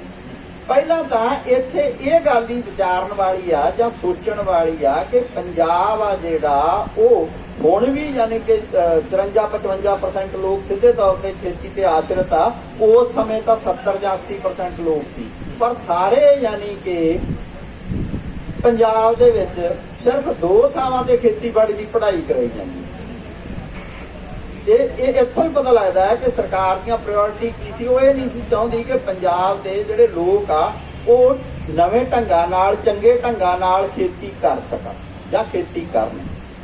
ਸਿਰਫ ਐਗਰੀਕਲਚਰ ਯੂਨੀਵਰਸਿਟੀ ਲੁਧਿਆਣਾ ਤੇ ਉਸ ਤੋਂ ਬਾਅਦ ਬਹੁਤ ਰੌਲਾ ਪਾ ਕੇ, ਕਿਉਂਕਿ ਲਹਿਲਪੁਰ ਖਾਲਸਾ ਕਾਲਜ ਦੇ ਵਿੱਚ ਪਹਿਲਾਂ BSc ਲਹਿਲਪੁਰ ਚੱਲਦੀ ਰਹੀ ਸੀ, ਇਸ ਕਰਕੇ ਲਹਿਲਪੁਰ ਖਾਲਸਾ ਕਾਲਜ ਜਲੰਧਰ ਵਾਲਿਆਂ ਨੇ ਬਹੁਤ ਰੌਲਾ ਪਾਇਆ ਕਿ ਸਾਨੂੰ BSc ਨਹੀਂ BSc ਦਿੱਤੀ। ਜਦੋਂ 78 ਜਿੱਥੇ ਕਰਦੇ ਸੀ ਤਾਂ ਉਸ ਸਮੇਂ ਇੱਥੇ ਜ਼ਿਆਦਾ ਜ਼ੋਰ ਪੰਜਾਬ ਸਟੂਡੈਂਟ ਯੂਨੀਅਨ ਦਾ ਹੁੰਦਾ ਸੀ। ਇੱਥੇ ਖੇਤੀ ਮੰਤਰੀ ਮੈਨੂੰ ਯਾਦ ਆ ਉਦੋਂ ਬਲਵਿੰਦਰ ਸਿੰਘ ਭੁੰਦੜ, ਨਹੀਂ ਤਾਂ ਹਮੇਸ਼ਾ ਉਹਦੇ ਬਾਰੇ ਮਸ਼ਹੂਰ ਆ ਕਿ ਜਦੋਂ ਅਕਾਲੀ ਜਿੱਤਦੇ ਆ ਰਾਜ ਬਣਦਾ ਉਦੋਂ ਹਾਰ ਜਾਂਦਾ, ਜਦੋਂ ਬਾਕੀ ਰਾਜ ਨਹੀਂ ਹੁੰਦਾ ਉਦੋਂ ਜਿੱਤ ਜਾਂਦਾ, ਪਰ ਉਦੋਂ ਉਹ ਜਿੱਤਿਆ ਗਿਆ ਮੰਤਰੀ ਬਣਿਆ ਹੋਇਆ ਖੇਤੀਬਾੜੀ ਬਲਵਿੰਦਰ ਸਿੰਘ ਭੁੰਦੜ। ਇੱਥੋਂ ਅਸੀਂ ਮਿਲਣ ਗਏ, ਇੱਥੇ ਆਏ ਨੂੰ ਪਹਿਲਾਂ ਉਹੀ ਗੱਲ ਜਿਵੇਂ ਹੁੰਦਾ ਕਿ ਕੋਈ ਪ੍ਰਿੰਸੀਪਲ ਮਿਲਣ ਨਾ ਦੇਵੇ। ਇੱਥੇ ਘੇਰਿਆ, ਉਸ ਸਮੇਂ ਇੱਥੇ ਇੱਕ ਸਟੂਡੈਂਟ ਲੀਡਰ ਹੁੰਦਾ ਸੀ ਜੱਸੀ, ਇੱਥੇ ਘੇਰਿਆ, ਉਹਨੇ ਕਿਹਾ ਵੀ ਚੰਗਾ ਉੱਥੇ ਆ ਜਾ ਜੀ, ਤੁਹਾਡੇ ਮਸਲੇ ਦਾ ਹੱਲ ਕਰਾਂਗੇ। 1 ਸਾਲ ਬਾਅਦ ਉਹਨੇ ਮਾ ਕੇ ਇਹ ਗੱਲ ਪੂਰੀ ਕਰਤੀ ਕਿ ਇੱਥੇ BSc ਸ਼ੁਰੂ ਹੋ ਗਈ। ਮੈਂ ਉਸ ਸਮੇਂ ਮੈਡੀਕਲ 'ਚ ਦਾਖਲਾ ਲੈ ਲਿਆ ਸੀਗਾ DAV ਕਾਲਜ ਬਠਿੰਡਾ, ਤੇ ਮੈਨੂੰ ਚਿੱਠੀ ਵੀ ਗਈ ਸੀ ਕਾਲਜ ਵੱਲੋਂ ਕਿ ਵੀ ਜੇ ਤੁਸੀਂ ਕਰਨੀ ਚਾਹੁੰਦੇ ਆ ਤਾਂ ਇੱਥੇ BSc ਆ ਜਾਓ। ਤੋ ਇਹ 80 ਤੋਂ ਚੱਲ ਰਹੀ ਸੀ। ਇਹ ਤਾਂ ਚਲਦੀ ਹੁਣ ਜੇ ਬੰਦ ਕੀਤੀ ਆ, ਤੇ ਜਿਹੜੀਆਂ ਸ਼ਰਤਾਂ ਦੀ ਗੱਲ ਕਰੀਏ ਉਹ ਬੜੀਆਂ ਨਰੂਣੀਆਂ ਗੱਲਾਂ। ਪਹਿਲੀ ਗੱਲ ਇਹ ਕਿ ਬਈ ਫਾਰਮ ਲਈ ਪੂਰਾ ਥਾਂ ਹੈ ਨਹੀਂ। ਫਾਰਮ ਲਈ ਵੈਸੇ ਤਾਂ ਤਜਰਬੇ ਉੱਥੇ ਕਰਨੇ ਜਾਂ ਕਰਾਉਣੇ ਹੁੰਦੇ ਆ ਜਿੱਥੇ ਬੰਦਿਆਂ ਨੂੰ ਬਿਲਕੁਲ ਹੀ ਉਸ ਚੀਜ਼ ਦਾ ਪਤਾ ਨਾ ਹੋਵੇ। ਜਿਹੜੇ ਬੱਚਿਆਂ ਨੇ ਦਾਖਲ ਹੋਣਾ, ਬਹੁਤਿਆਂ ਦੇ ਤਾਂ ਘਰੇ ਜ਼ਮੀਨਾਂ ਹੈਗੀਆਂ, ਉਹਨਾਂ ਨੂੰ ਪਤਾ ਹੀ ਹੈ।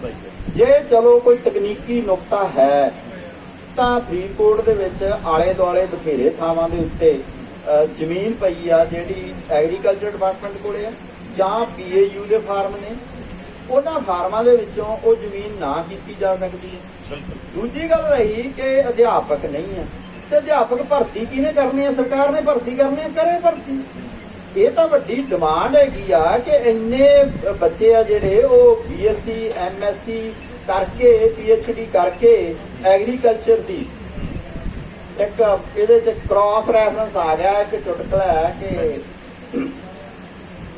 ਕਿਸੇ ਵੇਲੇ ਆਸਟ੍ਰੇਲੀਆ ਨੇ ਸੋਚਿਆ ਕਿ ਬਈ ਆਪਾਂ ਥੋੜੇ ਜਿਹੇ ਬੰਦੇ ਬਾਹਰੋਂ ਮੰਗਾਈਏ ਤੇ ਆਸਟ੍ਰੇਲੀਆ ਦੇ ਵਿੱਚ ਖੇਤੀ ਸ਼ੁਰੂ ਕਰੀਏ, ਵੀ ਖੇਤੀ ਵਿਕਸਿਤ ਕਰਨੀ ਆ, ਇਸ ਕਰਕੇ ਲੋਕਾਂ ਨੂੰ ਸੱਦੀਏ।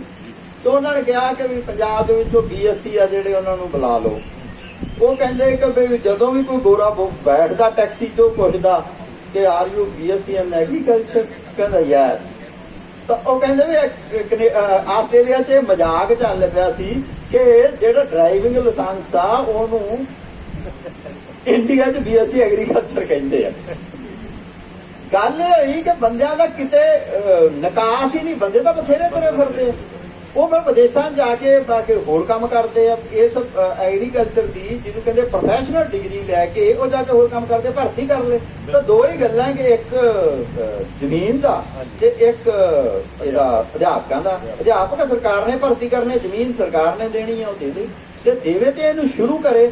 ਖਾਸ ਕਰਕੇ ਇਹ ਕਿ ਜਦੋਂ ਇਹ ਬਹੁਤ ਸਾਰੇ ਪ੍ਰਾਈਵੇਟ ਕਾਲਜ ਆ ਜਿਹੜੇ ਆ ਕਿ ਇਹ ਗੱਲ ਕਈ ਵਾਰੀ ਇਹ ਹੁੰਦਾ ਕਿ ਮੈਂ ਕੋਈ ਆਫ ਦੀ ਰਿਕਾਰਡ ਨਹੀਂ, ਜਿਹੜੀ ਗੱਲ ਕਹਿ ਰਿਹਾ ਕੈਮਰੇ ਤੇ ਕਹਿ ਰਿਹਾ, ਔਨ ਦੀ ਰਿਕਾਰਡ ਕਹਿ ਰਿਹਾ ਕਿ ਬਹੁਤ ਸਾਰੇ ਜਿਹੜੇ ਪ੍ਰਾਈਵੇਟ ਕਾਲਜ ਹੈਗੇ ਆ ਉਹਨਾਂ ਕੋਲ ਹੈਗੀ ਆ, ਤੇ ਉਹਨਾਂ ਕੋਲ ਜਿਹੜੇ 25 ਕਿੱਲੇ ਜ਼ਮੀਨ ਆ ਉਹ ਵੀ ਪਾਸੇ ਹੈਗੀ ਆ, ਦੂਰ ਆ, ਜ਼ਰੂਰੀ ਨਹੀਂ ਕੋਈ ਕੈਂਪਸ ਦੇ ਨਾਲ ਲੱਗਦੀ ਹੋਵੇ। ਤੇ ਉਹਨਾਂ ਦੇ ਜਿਹੜੇ ਅਧਿਆਪਕ ਭਰਤੀ ਕਰੇ ਵੇ ਹੈਗੇ ਆ, ਉਹਨਾਂ ਦੇ ਅਧਿਆਪਕ ਵੀ ਭਰਤੀ ਕਰੇ ਹੋਏ ਆ। ਉਹਨਾਂ ਨਾਲ ਪੈਸੇ ਦੀ ਕੀ ਨੈਗੋਸ਼ੀਏਸ਼ਨ ਕਰਦੇ ਆ ਉਹ ਕਾਲਜ ਮੈਨੇਜਮੈਂਟ ਤੇ ਉਹਨਾਂ ਦੇ ਅੰਪਲਾਇਰ ਦੇ ਵਿੱਚ ਆ ਕਿ ਉਹ ਕੀ ਕਰਦੇ ਆ। ਅੰਪਲਾਈ ਤੇ ਅੰਪਲਾਇਰ ਦੇ ਰਿਲੇਸ਼ਨਸ਼ਿਪ ਦੇ ਵਿੱਚ ਨਹੀਂ, ਪਰ ਯੂਨੀਵਰਸਿਟੀ ਦੇ ਵਿੱਚ ਬਤੌਰ ਡੀਨ ਮੈਨੂੰ ਇਸ ਗੱਲ ਦੀ ਜਾਣਕਾਰੀ ਹੈਗੀ ਹੈ ਕਿ ਬਹੁਤ ਸਾਰੇ ਕਾਲਜਾਂ ਦੇ ਵਿੱਚ ਪ੍ਰਾਈਵੇਟ ਕਾਲਜਾਂ ਨੂੰ BSc ਐਗਰੀਕਲਚਰ ਦਿੱਤੀ ਹੋਈ ਹੈ, ਤੇ ਇੱਥੇ ਸਰਕਾਰੀ ਕਾਲਜ ਵਿੱਚ ਜੇ ਚੱਲਦੀ ਨੂੰ ਰੋਕਿਆ ਜਾ ਰਿਹਾ ਤੇ ਸਰਕਾਰ ਦੇ ਪਾਰਟ ਤੇ ਮਾੜੀ ਗੱਲ ਹੈਗੀ। ਤੇ ਇਹਦੀ ਡਿਮਾਂਡ ਕਰਦੇ ਆ ਆਪਾਂ ਕਿ ਇਹਦਾ ਮਸਲੇ ਦਾ ਹੱਲ ਕਰ।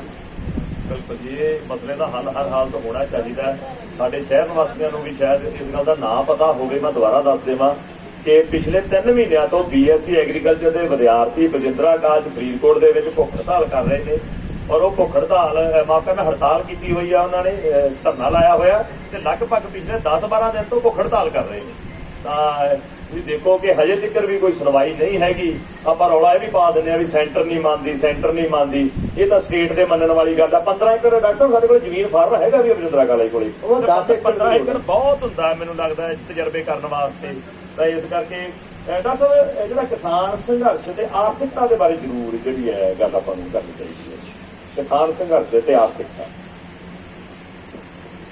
ਦੇਖੋ 2-3 ਗੱਲਾਂ ਹੈਗੀਆਂ। ਇੱਕ ਗੱਲ ਤਾਂ ਆਪਾਂ ਨੂੰ, ਮੈਂ ਇਸ ਥਿਊਰੀ ਨਾਲ ਬਿਲਕੁਲ ਸਹਿਮਤ ਨਹੀਂ ਜਿਹੜੀ ਬਹੁਤ ਜ਼ਿਆਦਾ ਪ੍ਰਚਾਰੀ ਜਾਂਦੀ ਆ ਕਿ ਕਿਸਾਨ ਦੀ ਹਾਲਤ ਤਾਂ ਨਿੱਘਰਦੀ ਜਾਂਦੀ ਆ। 2 ਗੱਲਾਂ ਕਹੀਆਂ ਜਾਂਦੀਆਂ, ਇੱਕ ਕਿ ਵੀ ਉਹ ਕੰਮ ਕਰਨਾ ਛੱਡ ਗਿਆ, ਤੇ ਦੂਜੀ ਗੱਲ ਉਹਦੇ ਤੇ ਇਹ ਕਹੀ ਜਾਂਦੀ ਆ ਕਿ ਉਹ ਫਾਲਤੂ ਖਰਚੇ ਕਰਦਾ। ਮੈਂ ਇਹਨਾਂ ਦੋਨਾਂ ਗੱਲਾਂ ਨਾਲ ਨਹੀਂ ਸਹਿਮਤ। ਪਹਿਲੀ ਗੱਲ, ਜਿਵੇਂ ਮੈਂ ਪਹਿਲਾਂ ਕਿਹਾ ਹੈ ਕਿ ਕੋਈ ਵੇਲਾ ਸੀਗਾ ਕਿ ਜਿਹੜੀਆਂ ਖੇਤੀ ਦੇ ਉੱਤੇ ਲਾਗਤਾਂ ਸੀਗੀਆਂ, ਜਿਹੜੀ ਉਹਦੀ ਕਾਸਟ ਸੀਗੀ, ਕਾਸਟ ਆਫ ਪ੍ਰੋਡਕਸ਼ਨ ਸੀਗੀ, ਉਹ 100 ਰੁਪਈਆ ਸੀ, ਪਰ ਉਹਨੂੰ ਜਿਹੜਾ ਭਾਅ ਹੈ ਉਹ 106-107 ਦੇ ਕਰੀਬ ਮਿਲ ਜਾਂਦਾ ਸੀਗਾ। ਹੁਣ ਆ ਜਿਹੜਾ ਉਹਦੀ ਕਾਸਟ 100 ਆ, ਮਿਲਦਾ ਉਹਨੂੰ 93-94-95 ਆ। ਤਾਂ ਉਹ ਡੈਪਥ ਦੇ ਵਿੱਚ, ਉਹ ਕਰਜ਼ੇ ਦੇ ਵਿੱਚ ਜਾਊਗਾ। ਜਾਊਗਾ। ਉਹਦੇ ਲਈ ਬਚਾਓ ਦੇ ਤਰੀਕੇ ਕੀ ਨੇ? ਉਹਦੇ ਬਚਾਓ ਦੇ ਜਿਹੜੇ ਤਰੀਕੇ ਨੇ, ਜਿਹੜਾ ਦੂਜਾ ਕਿ ਕੰਮ ਛੱਡ ਕੇ। ਦੇਖੋ ਹੁਣ ਬਹੁਤ ਸਾਰੇ ਬੰਦੇ ਕਹਿੰਦੇ ਕਿ ਪੁਰਾਣਿਆਂ ਵੇਲਿਆਂ 'ਚ ਜੀ ਅਸੀਂ ਮਤਲਬ ਕਿ ਗਾਹ ਪਾਉਂਦੇ ਸੀ, ਐਂ ਕਰਦੇ ਸੀ। ਪੁਰਾਣੇ ਵੇਲੇ 'ਚ ਤਾਂ ਬਹੁਤ ਕੁਝ ਹੁੰਦਾ ਸੀ। ਪੁਰਾਣੇ ਵੇਲੇ 'ਚ ਤਾਂ ਰਾਜੇ ਜਿਹੜੇ ਰਾਜ ਕਰਦੇ ਆ, ਉਹ ਹੱਥ 'ਚ ਤਲਵਾਰ ਲੈ ਕੇ ਤੇ ਘੋੜੇ ਤੇ ਕਰਦੇ ਹੁੰਦੇ ਸੀ। ਹੁਣ ਜਿਹੜੇ ਜਦੋਂ ਜਿਸ ਪੜਾਅ ਤੇ ਮਨੁੱਖੀ ਸੱਭਿਅਤਾ ਪਹੁੰਚ ਚੁੱਕੀ ਹੈਗੀ ਆ, ਉਸ ਪੜਾਅ ਦੀਆਂ ਗੱਲਾਂ ਕਰਨੀਆਂ ਚਾਹੀਦੀਆਂ। ਹੁਣ ਵੀ ਤਾਂ ਮੈਂ ਕਿ ਲੋਕ, ਜੇ ਪੁਰਾਣੇ ਬੰਦੇ ਹਲ ਵਾਹੁੰਦੇ ਸੀ ਤਾਂ ਹੁਣ ਦੇ ਵੀ ਲੋਕ ਮੈਂ ਕਿ ਟਰੈਕਟਰ ਚਲਾਉਂਦੇ ਹੀ। ਕੰਮ ਅਸਲ ਦੇ ਵਿੱਚ ਇਹ ਖੇਤੀ ਦਾ ਕੰਮ ਅਜਿਹਾ ਹੈ ਕਿ ਇਹਦੇ ਵਿੱਚ ਕੰਮ ਦਿਨ ਘੱਟ ਨੇ। ਕੰਮ ਦਿਨ ਘੱਟ ਨੇ, ਪਰ ਜਿਹੜੇ ਦਿਨ ਕੰਮ ਦਿਨ ਨੇ ਉਹ ਦਿਨ ਡੇ ਐਂਡ ਨਾਈਟ ਨੇ। ਉਦੋਂ ਮਤਲਬ ਕਿ ਬਹੁਤ ਜ਼ਿਆਦਾ ਕੱਸ ਪੈਂਦਾ। ਇਹਦੀ ਜਿਹੜੀ ਲੇਬਰ ਆ, ਉਹਨੂੰ ਜਿੱਥੇ ਲਾਇਆ ਜਾਣਾ ਚਾਹੀਦਾ ਸੀਗਾ, ਜਿਹੜਾ ਵਾਧੂ ਸਮਾਂ ਸੀ ਉਹ ਜਿੱਥੇ ਲਾਇਆ ਜਾਣਾ ਚਾਹੀਦਾ ਸੀ, ਉਹ ਲਾਇਆ ਜਾਣਾ ਸੀ ਕਿ ਪੰਜਾਬ ਦੇ ਵਿੱਚ ਖੇਤੀ ਆਧਾਰਿਤ ਸਨਅਤਾਂ ਲੱਗਦੀਆਂ। ਖੇਤੀ ਆਧਾਰਿਤ ਸਨਅਤ ਲੱਗਦੀ। ਖੇਤੀ ਆਧਾਰਿਤ ਸਨਅਤ ਦੀ ਆਪਾਂ ਇੱਕ ਛੋਟੀ ਜਿਹੀ ਉਦਾਹਰਨ ਲੈ ਲੈਂਦੇ ਹਾਂ ਕਿ ਜਿਹੜੇ ਬਿਸਕੁਟ ਨੇ, ਉਹ 10-15 ਤਰੀਕੇ ਦੇ ਬਿਸਕੁਟ ਨੇ। ਇੱਕ ਇਹ ਕਿ ਬੰਦੇ ਨੇ ਕਣਕ ਵੇਚਦੀ, ਪਰ ਮੁੜ ਕੇ ਜਿਹੜਾ ਬਿਸਕੁਟ ਆ ਉਹ ਮਾਲ ਚੋਂ ਖਰੀਦ ਕੇ ਲਿਆਉਂਦਾ। ਤੇ ਮਾਲ ਚੋਂ ਜਿਹੜਾ ਬਿਸਕੁਟ ਖਰੀਦ ਕੇ ਲਿਆਉਂਦਾ, ਉਸ ਜਿਹੜੀ ਕਣਕ ਉਹ ਕਿਹਨੇ ਪ੍ਰੋਡਿਊਸ ਕੀਤੀ? ਕਿਸਾਨ ਨੇ। ਖੰਡ ਕਿਹਨੇ ਪ੍ਰੋਡਿਊਸ ਕੀਤੀ? ਕਿਸਾਨ। ਤੇ ਫੇਰ ਉਹਦੇ ਵਿੱਚ ਹੋਰ ਕੀ ਹੁੰਦਾ? ਵੈਸੇ 2-4 ਮਸਾਲੇ ਜਿਹੇ ਹੁੰਦੇ ਆ, ਉਹ ਵੀ ਵੈਸੇ ਜੇ ਪੰਜਾਬ ਦੇ ਨਹੀਂ ਤਾਂ ਕਿਸੇ ਹੋਰ ਕਿਸਾਨ ਨਹੀਂ ਉਪਜਾਏ। ਉਹਦਾ ਜਿਹੜਾ ਹੁਣ 1 ਕਿਲੋ ਕਣਕ ਤੇ 1 ਕਿਲੋ ਬਿਸਕੁਟਾਂ ਦਾ ਭਾਅ ਤੋੜ ਲਓ। ਇਹ ਜਿਹੜਾ ਪ੍ਰੋਸੈਸ ਘੁੰਮਦਾ ਹੈ, ਉਹਦੇ ਵਿੱਚ ਹੁਣ ਇੱਕ ਵਿਚਕਾਰਲਾ ਮੇਲ ਆ ਕਿ ਬੰਦੇ ਹਜੇ ਵੀ ਜਿਹਨੂੰ ਕਹਿੰਦੇ ਆ ਪੀਪੇ ਵਾਲੇ ਬਿਸਕੁਟ, ਜਾਂ ਸੰਧਾਰੇ ਵਾਲੇ ਬਿਸਕੁਟ, ਜਾਂ ਤੀਆਂ ਵਾਲੇ ਬਿਸਕੁਟ। ਹੁਣ ਉਹਦਾ ਰੇਟ, ਉਹਦਾ ਖਰਚਾ, ਤੇ ਮਾਲ ਵਾਲੇ ਦਾ ਖਰਚਾ, ਤੇ ਕਣਕ ਦਾ ਖਰਚਾ, ਤੁਸੀਂ ਤਿੰਨਾਂ ਨੂੰ ਆਪ ਇਹਦਾ ਕੰਪੈਰੀਟਿਵ ਕਰ ਲਓ। ਵੱਡੀ ਗੱਲ ਇਹ ਕਿ ਪੰਜਾਬ ਦੇ ਵਿੱਚ ਸਾਨੂੰ ਉਹ ਸਨਅਤ ਲਾਉਣੀ ਪਊਗੀ ਕਿ ਜਿਹੜੀ ਸਨਅਤ ਪੰਜਾਬ ਦੇ ਖੇਤੀ ਤੇ ਆਧਾਰਿਤ ਹੋਵੇ। ਅਸੀਂ ਰਾਹ ਫਸਲਾਂ, ਕਣਕ ਝੋਨਾ ਵੀ ਵੇਚਣ ਦੀ ਬਜਾਏ ਅਸੀਂ ਉਹਦੇ ਤੋਂ ਤਿਆਰ ਪ੍ਰੋਡਕਟ ਵੇਚਿਆ ਜਾਵੇ। ਹਰ ਪਿੰਡ ਦੇ ਵਿੱਚ ਇਹ ਯੂਨਿਟ ਲੱਗ ਸਕਦੇ ਨੇ। ਪਿੰਡ ਨਹੀਂ ਤਾਂ ਡਿਸਟ੍ਰਿਕਟ ਪੱਧਰ ਤੇ ਯੂਨਿਟ ਲੱਗ ਸਕਦੇ ਨੇ। ਇਸ ਪਾਸੇ ਵੱਲ ਸਾਨੂੰ ਵਧਣਾ ਪਊਗਾ। ਇਹ ਤਾਂ ਇੱਕ ਉਦਾਹਰਨ ਲਈ ਆ। ਔਰ ਆਲੂਆਂ ਦੀ ਚਿਪਸ ਦੀ, ਤੁਸੀਂ ਕਿਹੜੇ ਮਰਜ਼ੀ ਚੀਜ਼ ਦੀ ਪ੍ਰੋਸੈਸ ਦੇਖ ਲਓ। ਮੈਨੂੰ ਇਹ ਲੱਗਦਾ ਹੈ ਕਿ ਬਹੁਤ ਸਾਰੇ ਸਾਡੇ ਜਿਹੜੇ ਇਸ ਵੇਲੇ ਦੀ ਯੰਗ ਜਨਰੇਸ਼ਨ ਆ, ਉਹ ਬਾਹਰ ਗਈ ਹੋਈ ਆ, ਨਵੀਂ ਟੈਕਨੀਕ ਉੱਥੋਂ ਸਿੱਖੂਗੀ। ਬਹੁਤ ਸਾਰੇ ਲੋਕ ਆ ਜਿਹੜੇ ਇਹ ਮਹਿਸੂਸ ਕਰਦੇ ਆ ਕਿ ਸੱਚਮੁੱਚ ਇਹਨੂੰ ਸਾਨੂੰ ਵੱਡੀ ਪੱਧਰ ਤੇ ਫੈਲਾਉਣਾ ਚਾਹੀਦਾ। ਪਰ ਇਹ ਪ੍ਰੋਸੈਸ ਐ ਨਹੀਂ ਹੁੰਦਾ ਕਿ ਰਾਤੇ ਰਾਤ ਹੋ ਜੇ ਕਿ ਮੈਂ ਇੱਥੇ ਬੋਲਤਾ ਤੇ ਕੱਲ ਨੂੰ ਜਾ ਕੇ ਕੋਈ ਬਿਸਕੁਟਾਂ ਦੀ ਫੈਕਟਰੀ ਲਾ ਦੇਣੀ। ਇੱਕ ਪ੍ਰੋਸੈਸ ਹੈਗਾ, ਪਰ ਇਸ ਪ੍ਰੋਸੈਸ ਵਿੱਚ ਦੀ ਗੁਜ਼ਰਿਆਂ ਬਗੈਰ ਪੰਜਾਬ ਦਾ ਗੁਜ਼ਾਰਾ ਨਹੀਂ ਹੈ। ਹੈਰਾਨੀ ਵਾਲੀ ਗੱਲ ਹੈਗੀ ਹੈ ਕਿ ਪੰਜਾਬ ਦੇ ਜਿਹੜੇ ਪੇय ਪਦਾਰਥ ਸੀ, ਪੀਣ ਵਾਲੀਆਂ ਜਿਹੜੀਆਂ ਚੀਜ਼ਾਂ ਸੀਗੀਆਂ, ਲੱਸੀ ਸੀਗੀ, ਸਕੰਜਵੀ ਸੀਗੀ, ਨਿੰਬੂ ਪਾਣੀ ਘੋਲ ਕੇ ਖੰਡ ਵਿੱਚ ਘੋਲ ਲਈ, ਨਿੰਬੂ ਘੋਲ ਲਿਆ, ਸੱਤੂ ਸੀਗੇ। ਉਹਦੀ ਥਾਂ ਤੇ ਨਾ ਕਿ 70 ਦੇ ਕਰੀਬ ਪੰਜਾਬ ਦੇ ਵਿੱਚ ਵੱਡੀ ਪੱਧਰ ਤੇ ਪਹਿਲਾਂ ਸੋਡਾ ਪੱਤਾ ਆਇਆ। ਉਸ ਤੋਂ ਬਾਅਦ ਉਹਦੇ ਮਾਰਕੇ ਆਏ, ਕਿਆ ਮਾਰਕ ਹੈ। ਉਸ ਤੋਂ ਬਾਅਦ ਫਿਰ ਇਹ ਕੋਕਾ ਕੋਲਾ ਆਇਆ। ਹੁਣ ਜੇ ਤੁਸੀਂ ਉਹਦੀ ਫੂਡ ਵੈਲਿਊ ਦੇਖੋ ਕਿ ਫੂਡ ਵੈਲਿਊ ਉਹਦੀ ਕੋਈ ਨਹੀਂ, ਪਰ ਮੈਂ ਤਾਂ ਆਪ ਬਹੁਤ ਪੀਂਦਾ ਤੇ ਤੁਹਾਡੇ ਤੋਂ ਬਹੁਤ ਸਾਰੇ ਪੀਂਦੇ ਹੋਣਗੇ, ਯੰਗ ਜਨਰੇਸ਼ਨ ਪੀਂਦੀ ਹੈ। ਹੁਣ ਇਹ ਕਿ ਉਹਦੇ ਵਿੱਚ ਜਿਹੜਾ ਉਹ ਪਦਾਰਥ ਪਾਉਂਦੇ ਆ, ਉਹ ਪਦਾਰਥ ਫੂਡ ਵੈਲਿਊ ਨਹੀਂ ਆ। ਉਹ ਜਿਹੜੀ ਤੁਹਾਡੀ ਟੇਸਟ ਬਡਜ਼ ਨੇ, ਜੀਭ ਦੇ ਉੱਤੇ ਜਿਹੜੇ ਤੁਹਾਡੇ ਸਵਾਦ ਵਾਲੇ ਕੇਂਦਰ ਨੇ, ਉਹਨਾਂ ਨੂੰ ਉਹ ਜਾਗਰਤ ਕਰਦੀ ਹੈ। ਉਹ ਉੱਥੋਂ ਜਿਹੜਾ ਹੈਗਾ ਸੁਨੇਹਾ ਤੁਹਾਡੇ ਦਿਮਾਗ 'ਚ ਪਹੁੰਚਾਉਂਦੀ ਆ, ਵਿਸ਼ੇਸ਼ ਕਿਸਮ ਦੀ ਉਤੇਜਨਾ ਦਿੰਦੀ ਹੈ। ਹੁਣ ਉਹਨਾਂ ਨੇ ਆਪਦੇ ਗੇਜੇ 'ਚ ਪਾ ਲਿਆ ਤੇ ਮਨੁੱਖੀ ਸਿਹਤ ਲਈ ਘੱਟ ਜ਼ਰੂਰੀ ਚੀਜ਼ ਆ ਜਿਹੜੀ ਉਹ ਵੱਧ ਜ਼ਰੂਰੀ ਚੀਜ਼ ਬਣਾਤੀ, ਤੇ ਜਿਹੜੀਆਂ ਵੱਧ ਜ਼ਰੂਰੀ ਚੀਜ਼ਾਂ ਉਹਨਾਂ ਉਹਨਾਂ ਦੀ ਕਿਉਂਕਿ ਬ੍ਰਾਂਡਿੰਗ ਨਹੀਂ ਹੋਏਗੀ, ਕਿਉਂਕਿ ਉਹਨਾਂ ਦੀ ਮਾਰਕੀਟਿੰਗ ਨਹੀਂ ਹੋਏਗੀ, ਉਹ ਸਾਨੂੰ ਭੈੜੀਆਂ ਲੱਗਣ ਲੱਗ ਪਈਆਂ। ਹੌਲੀ ਹੌਲੀ ਕੀ ਹੋਇਆ ਕਿ ਪੰਜਾਬੀ ਲਿਟਰੇਚਰ ਦੇ ਵਿੱਚ ਨਾ ਇੱਕ ਬਹੁਤ ਸੋਹਣੇ ਝਗੜੇ ਆ। ਝਗੜਾ ਹੈਗਾ ਇੱਕ ਤੇ ਲਾ ਕੇ ਜੱਟ ਦੀ ਪਾਣੀ ਦਾ ਝਗੜਾ, ਇੱਕ ਹੈਗਾ ਚਾਹ ਤੇ ਲੱਸੀ ਦਾ ਝਗੜਾ। ਜਿਹੜਾ ਚਾਹ ਤੇ ਲੱਸੀ ਦਾ ਝਗੜਾ ਉਹ ਅਸਲ 'ਚ ਚਾਹ ਤੇ ਲੱਸੀ ਦਾ ਝਗੜਾ ਨਹੀਂ, ਦੋ ਜੀਵਨ ਜਾਚਾਂ ਦਾ ਝਗੜਾ ਹੈ। ਉਹ ਦੋ ਜ਼ਿੰਦਗੀ ਜੀਣ ਦੇ ਢੰਗਾਂ ਦਾ ਝਗੜਾ। ਉਹ ਜਿਹੜੀਆਂ ਚਾਹ ਹੋਈ ਜਾਂ ਇਹ ਕੋਲਡ ਡਰਿੰਕਸ ਹੋਏ, ਇਹ ਲੰਮੇ ਸਮੇਂ ਦੇ ਵਪਾਰਕ ਮੰਤਵ ਲਈ ਮਨੁੱਖ ਨੂੰ ਇਹਦੇ ਲਈ ਬੁਝਾਇਆ ਗਿਆ। ਕਹਿੰਦੇ ਹੁੰਦੇ ਆ ਵੀ ਸਿੱਖਣਾ ਔਖਾ ਹੈ, ਪਰ ਅਸਿੱਖਣਾ ਲਰਨ ਕਰਨਾ ਉਦੋਂ ਵੀ ਔਖਾ।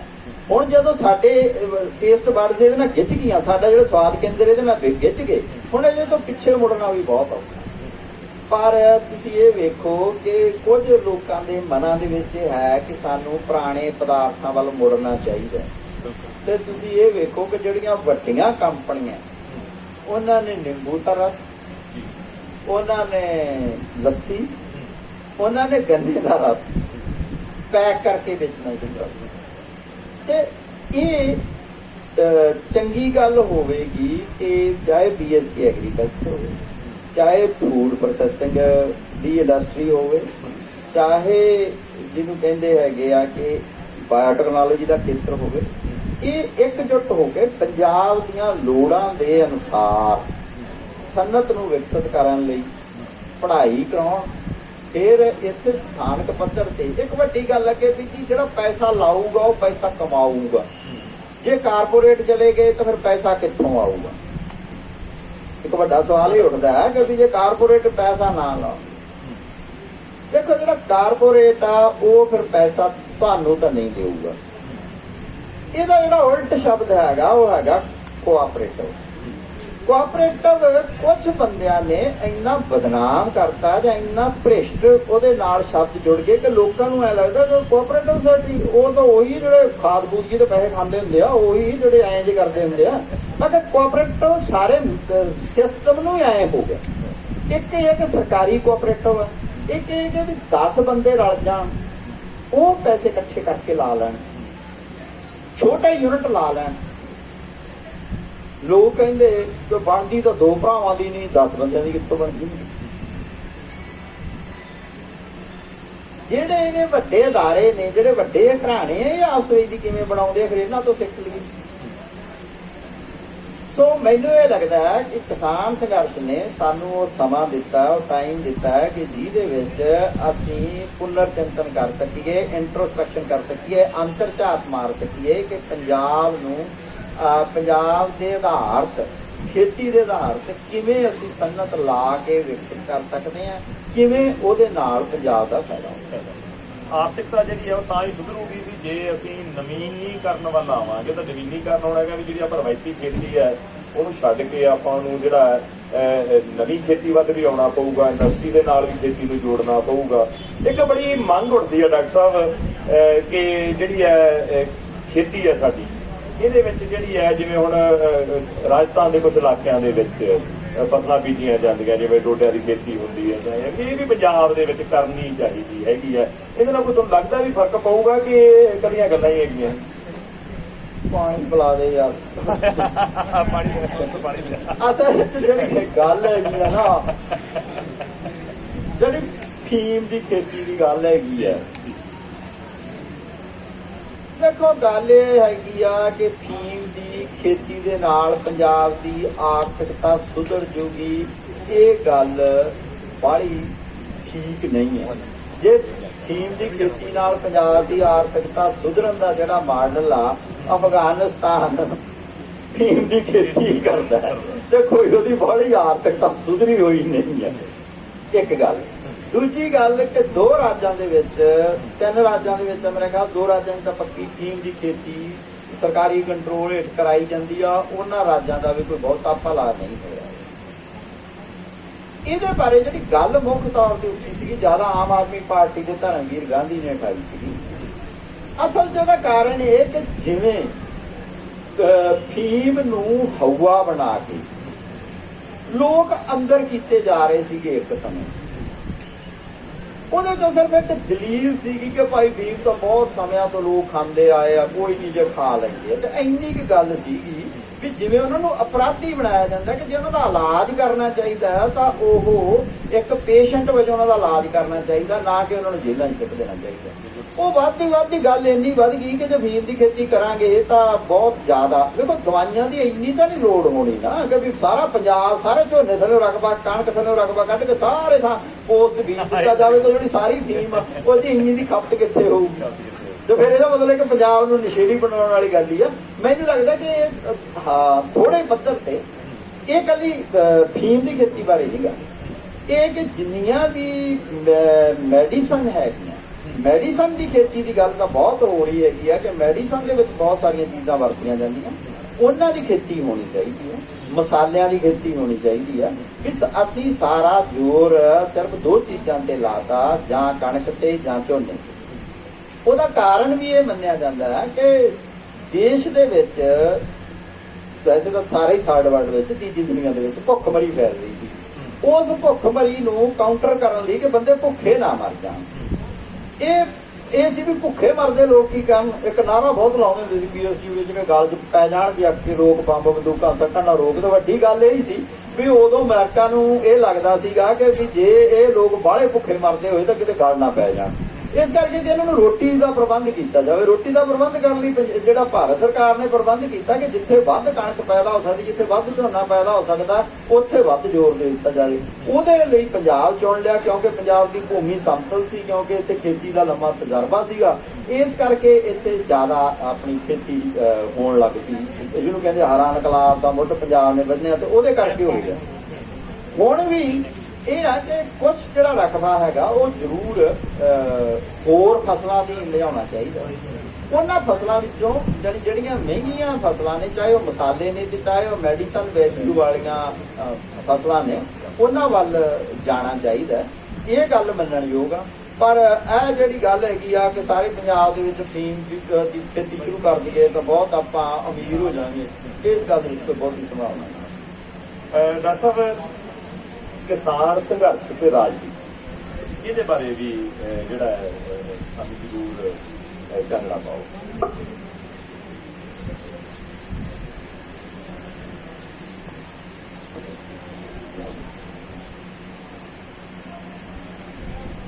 ਦੇਖੋ ਗੱਲ ਤਾਂ ਸਿੱਧੀ ਹੈਗੀ ਆ ਕਿ ਪੰਜਾਬ ਦੇ ਵਿੱਚ ਜਿਹੋ ਜਿਹਾ ਹਾਲ ਆ ਉਹ ਸਾਰਿਆਂ ਤੁਹਾਡੇ ਸਾਹਮਣੇ ਆ। ਸਾਰੇ ਤੁਸੀਂ ਅਖਬਾਰ ਪੜ੍ਹਦੇ ਆ, ਫਿਰ ਅਖਬਾਰ ਨਹੀਂ ਪੜ੍ਹਦੇ, ਟੈਲੀਵਿਜ਼ਨ ਵੇਖ ਲੈਂਦੇ। ਜੇ ਟੈਲੀਵਿਜ਼ਨ ਨਹੀਂ ਵੇਖਦੇ, ਹਰ ਕਿਤੇ ਤੁਹਾਡੀ ਜੇਬ ਦੇ ਵਿੱਚ ਮੋਬਾਈਲ ਆ।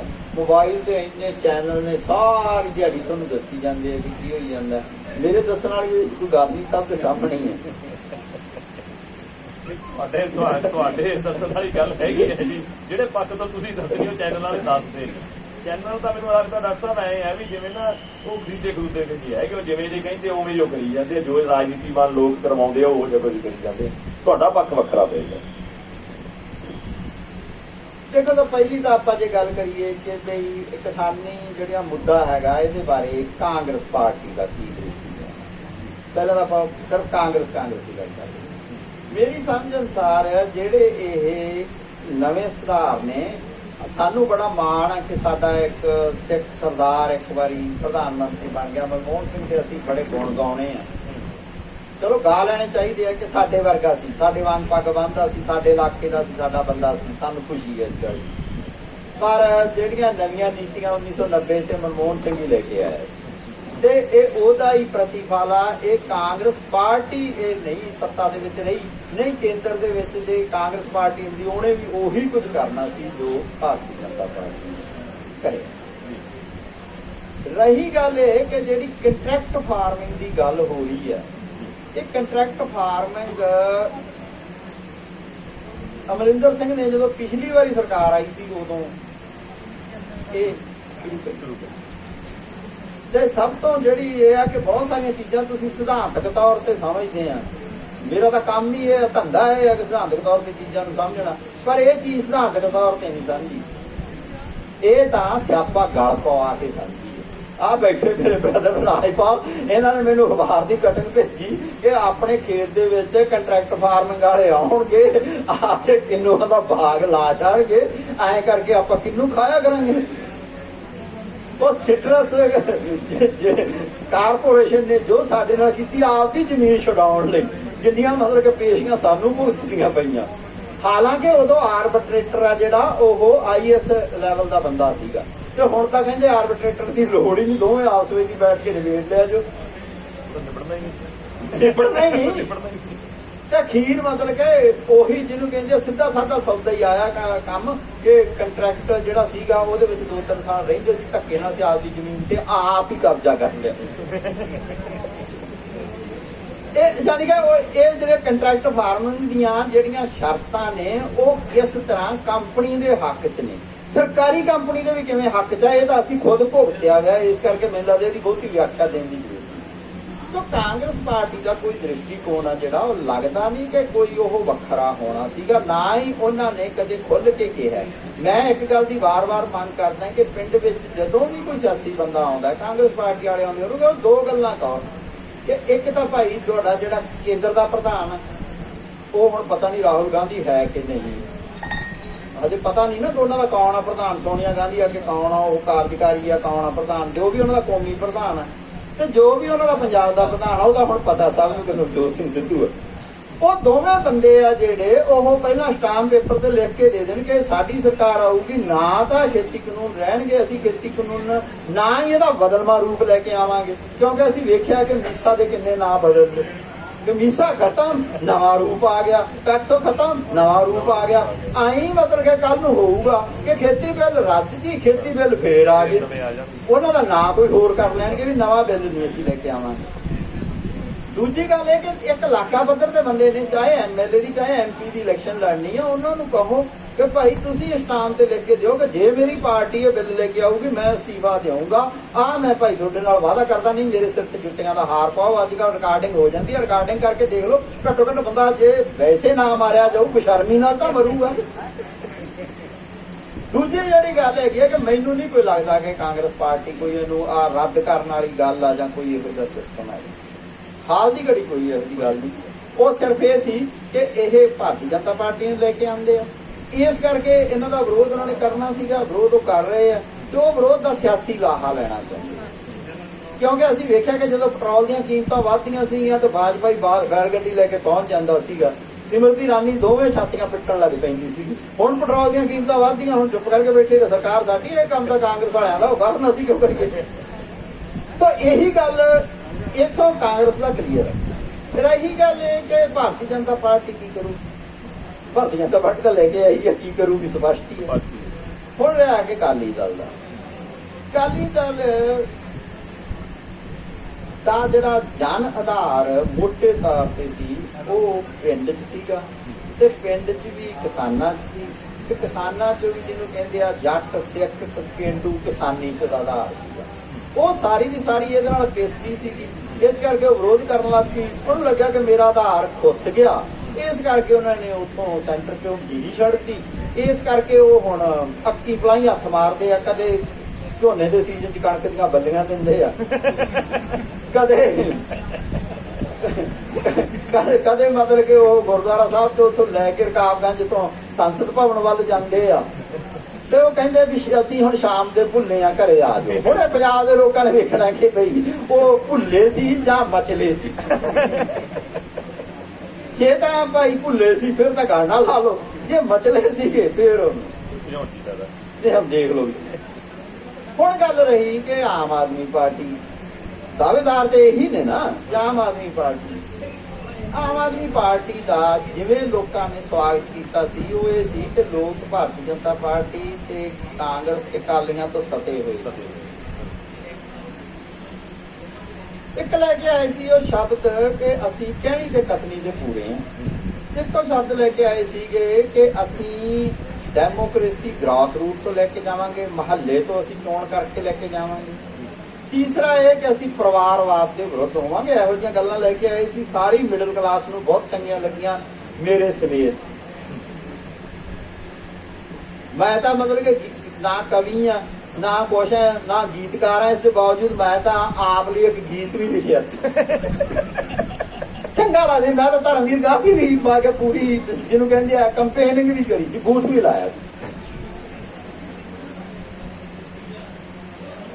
ਉਸ ਤੋਂ ਬਾਅਦ ਆ ਹੁਣ ਪਿਛਲੇ ਦਿਨਾਂ ਦੇ ਵਿੱਚ ਜਿਹੜੀ ਅੰਦਰੂਨੀ ਡੈਮੋਕ੍ਰੇਸੀ ਆ, ਉਹਦਾ ਇੱਕ ਬੜਾ ਵਧੀਆ ਸੋਹਣਾ ਤਜਰਬਾ ਤਾਂ ਉਹਨਾਂ ਨੇ ਕੀਤਾ ਕਿ ਕੇਜਰੀਵਾਲ ਸਾਹਿਬ ਕਹਿੰਦੇ ਕਿ ਦੇਖੋ 3 ਸਾਲ ਲਈ ਨਹੀਂ, ਜਿਹੜਾ ਪ੍ਰਧਾਨ ਆ ਉਹ 5 ਸਾਲ ਲਈ ਬਣਿਆ ਕਰੂਗਾ। ਦੂਜਾ ਉਹਨੇ ਇਹ ਕਿਹਾ ਕਿ ਵੀ 2 ਵਾਰੀ ਨਹੀਂ, ਮੇਰੇ ਵਰਗਾ ਤਾਂ 3 ਵਾਰੀ ਵੀ ਬਣ ਸਕਦਾ। ਇਹਦਾ ਮਤਲਬ ਇਹ ਕਿ ਕਹਿਣੀ ਤੇ ਕਥਨੀ ਦੀ ਇੱਕ ਨਹੀਂ ਹੈ। ਦੋਨੇ ਗੱਲਾਂ ਜਿਹੜੀਆਂ ਕਹੀਆਂ ਕਿ ਵੀ ਪ੍ਰਧਾਨ 2 ਵਾਰੀ ਤੋਂ ਵੱਧ ਨਹੀਂ ਬਣ ਸਕੂਗਾ, 3-3 ਸਾਲ ਹੀ ਰਹੂਗਾ, ਦੋਵਾਂ ਦੀ ਲੰਘਣਾ ਕਰਤੀ। ਜਿਹੜਾ ਬੰਦਾ ਇਉਂ ਕਹੀ ਜਾਂਦਾ, ਬਾਕੀ ਗੱਲਾਂ ਉਹਦੀਆਂ ਕਿੰਨੀਆਂ ਸੱਚੀਆਂ ਹੋਈਆਂ। ਅਗਲੀ ਗੱਲ ਹੁਣ ਰਹੀ ਕਿ ਉਹਨਾਂ ਨੇ ਪਹਿਲਾਂ ਨੋਟੀਫਿਕੇਸ਼ਨ ਕੀਤੀ, ਜਦੋਂ ਹੀ ਬਿੱਲ ਨਿਕਲੇ ਉਦੋਂ ਹੀ ਉਹਦੀ ਨੋਟੀਫਿਕੇਸ਼ਨ ਕਰਤੀ। ਉਸ ਤੋਂ ਬਾਅਦ ਮਤਲਬ ਕਿ ਜਦੋਂ ਕਿਸਾਨਾਂ ਦਾ ਦਬਾਅ ਪਿਆ ਤੇ ਉਦੋਂ ਮਤਲਬ ਕਿ ਉਹ ਬਿੱਲ ਪਾੜ ਤੇ ਆਈ, ਜਿਵੇਂ ਮਨਮੋਹਨ ਸਿੰਘ ਦਾ ਇੱਕ ਬਿੱਲ ਰਾਹੁਲ ਗਾਂਧੀ ਨੇ ਪਾੜਿਆ ਸੀ। ਡਰਾਮੇ ਬਹੁਤ ਸੋਹਣੇ ਕਰਦੇ ਆ। ਮੈਨੂੰ ਲੱਗਦਾ ਕਿ ਤਾਂ ਜੀ ਹੁਣ ਪੰਜਾਬੀ ਵਿੱਚ ਨਾ ਜਿਹੜਾ ਡਰਾਮੇ ਦੀ ਕਲਾ ਥੋੜੀ ਜਿਹੀ ਮਾਤ ਪੈਂਦੀ ਜਾਂਦੀ ਹੈ, ਕਿਉਂਕਿ ਜਿਹੜੇ ਨੇਤਾ ਉਹ ਜ਼ਿਆਦਾ ਵਧੀਆ ਡਰਾਮਾ ਕਰ ਲੈਂਦੇ ਆ। ਸੋ ਜੇ ਤਿੰਨਾਂ ਪਾਰਟੀਆਂ ਤੋਂ ਕੋਈ ਨਹੀਂ ਲੱਗਦਾ ਤਾਂ ਫਿਰ ਹੁਣ ਇੱਕ ਗੱਲ ਜਿਹੜੀ ਬਹੁਤ ਜ਼ਿਆਦਾ ਉੱਠਦੀ ਆ ਕਿ ਕਿਸੇ ਸਮੇਂ ਲੋਕਾਂ ਨੂੰ ਆਸ ਸੀਗੀ ਕਿ ਤੀਜਾ ਬਦਲ ਅਸਾਰਨ ਦਾ, ਤੇ ਤੀਜਾ ਬਦਲ ਕਦੇ ਲੋਕ ਕੈਮਰਿਸਟਾਂ ਚੋਂ ਲੱਭਦੇ ਸੀ, ਕਦੇ ਉਹ ਬਦਲ ਬਸਪਾ ਚੋਂ ਲੱਭਦੇ ਸੀ। ਬਸਪਾ ਦੀ ਤਾਂ ਹੁਣ ਪੱਕੀ ਡਿਊਟੀ ਪੈ ਗਈ, ਕਿੰਨੀ ਦੇਰ ਰਹਿੰਦੀ ਹੈ ਤੇ ਕਿਹਾ ਨਹੀਂ ਜਾ ਸਕਦਾ, ਪਰ ਹੁਣ ਇਸ ਵੇਲੇ ਪਈ ਹੋਈ ਹੈ ਤੇ ਉਹਦਾ ਫਲ ਵੀ ਮਿਲ ਗਿਆ। ਉਹਦਾ ਫਲ ਵੀ ਮਿਲ ਗਿਆ ਕਿ ਜਦੋਂ ਕੋਈ ਬੰਦੇ ਰੌਲਾ ਪਾਉਂਦੇ ਆ, ਉਸ ਕਮਿਊਨਿਟੀ, ਉਸ ਭਾਈਚਾਰੇ ਨੂੰ ਕਿਤੇ ਨਾ ਕਿਤੇ ਉਹਦਾ ਫਾਇਦਾ ਹੁੰਦਾ। ਜਿਹੜੇ ਸਾਡੇ ਨਵੇਂ ਮੁੱਖ ਮੰਤਰੀ ਆ, ਉਹ ਕਦੇ ਨਹੀਂ ਬਣਨੇ ਸੀਗੇ ਜੇ ਕਿਤੇ ਬਸਪਾ ਨਾਲ ਡਿਊਟੀ ਨਾ ਪਈ। ਇਹਦਾ ਮਤਲਬ ਇਹ ਕਿ ਜਿਹੜੀ ਧਿਰ ਲੜਦੀ ਆ, ਉਸ ਭਾਈਚਾਰੇ ਨੂੰ, ਉਸ ਕਮਿਊਨਿਟੀ ਨੂੰ, ਉਸ ਵਰਗ ਨੂੰ ਕਿਤੇ ਨਾ ਕਿਤੇ ਫਾਇਦਾ ਜ਼ਰੂਰ ਹੁੰਦਾ। ਹਾਲਾਂਕਿ ਇਹਦੇ ਨਾਲ ਕੋਈ ਬਹੁਤਾ ਇਹ ਨਹੀਂ ਕਿ ਕੋਈ ਦਸਤਾਂ ਦੀ ਜ਼ਿੰਦਗੀ ਬਹੁਤ ਸੁਧਰ ਜੂਗੀ, ਬਹੁਤ ਉਹ ਸੌਖੇ ਹੋ ਜਾਣਗੇ, ਇਹੋ ਜਿਹਾ ਕੁਝ ਨਹੀਂ ਵਾਪਰਨ ਲੱਗਿਆ। ਪਰ ਜਿਹਨੂੰ ਕਹਿੰਦੇ ਆ ਕਿ ਮਨ 'ਚ ਇੱਕ ਗੌਰਵ ਜਾਂ ਪ੍ਰਾਈਡ ਜ਼ਰੂਰ ਜਾਗਦਾ ਕਿ ਅਸੀਂ ਵੀ ਜਿਉਂਦੇ ਹਾਂ ਤੇ ਇੰਨੀ ਗੱਲ ਜ਼ਰੂਰ ਹੈ। ਰਹੀ ਗੱਲ ਇਹ ਕਿ ਉਸ ਸਥਿਤੀ ਦੇ ਵਿੱਚ ਕੁਝ ਲੋਕ ਕਹਿੰਦੇ ਆ ਕਿ ਕਿਸਾਨਾਂ ਨੂੰ ਪਾਰਟੀ ਬਣਾ ਕੇ ਖੁਦ ਚੋਣਾਂ ਲੜਨੀਆਂ ਚਾਹੀਦੀਆਂ। ਇੱਕ ਕਹਿੰਦੇ ਆ ਕਿ ਇਹ ਕੰਮ ਨਹੀਂ ਕਰਨਾ ਚਾਹੀਦਾ। ਤੁਸੀਂ ਦੱਸੋ ਕੀ ਕਰਨਾ ਚਾਹੀਦਾ, ਕੀ ਲੱਗਦਾ ਕੀ ਹੈ? ਕਿਉਂਕਿ ਇਹਦੇ ਬਾਰੇ ਤਾਂ ਮੈਨੂੰ ਲੱਗਦਾ ਕਿਸਾਨ ਲੀਡਰਸ਼ਿਪ ਵੀ, ਚਾਹੇ ਉਹ ਪੰਜਾਬ ਦੀਆਂ 32 ਜਥੇਬੰਦੀਆਂ ਤੇ ਇੱਕ ਬਾਹਰ ਬੈਠੀ ਬੱਤੀਆਂ ਵਰਗੀ 33 ਜਥੇਬੰਦੀਆਂ ਤੇ ਇੰਡੀਆ ਦੀਆਂ ਮਾਗੇ ਜਿਹੜੀਆਂ ਇਕੱਠੀਆਂ ਹੋਈਆਂ 350 ਤੋਂ ਬਾਅਦ ਦੇ ਵਿੱਚ ਜਿਹੜੀਆਂ ਕਹਿੰਦੇ 512 ਹੋ ਗਈਆਂ, ਉਹ ਜਥੇਬੰਦੀਆਂ ਨੂੰ ਵੀ ਨਹੀਂ ਪਤਾ ਕਿ ਕੀ ਸਾਨੂੰ ਪਾਰਟੀ ਬਣਾ ਕੇ ਲੜਨਾ ਚਾਹੀਦਾ ਜਾਂ ਨਹੀਂ ਲੜਨਾ ਚਾਹੀਦਾ। ਤੇ ਅੱਜ ਆਪਾਂ ਇਸ ਮਸਲੇ ਦੀ ਕਰ ਲਈਏ ਫੈਸਲਾ, ਲੜਨਾ ਚਾਹੀਦਾ ਕਿ ਨਹੀਂ ਲੜਨਾ ਚਾਹੀਦਾ। ਕੀ ਲੱਗਦਾ ਹੈਗਾ? ਮੈਨੂੰ ਲੱਗਦਾ ਕੋਈ ਬੰਦਿਆਂ ਦੇ ਵਿਚਾਰ ਲੈਣਾ ਇਸ ਮਸਲੇ। ਆਪਾਂ ਜਦੋਂ ਵਿਚਾਰਾਂ ਦਾ ਸੈਸ਼ਨ ਆ ਗਿਆ, ਫਿਰ ਇਹਨਾਂ ਦੇ ਵਿਚਾਰ ਇਸ ਟੌਪਿਕ ਤੇ ਵੀ ਲੈਣੇ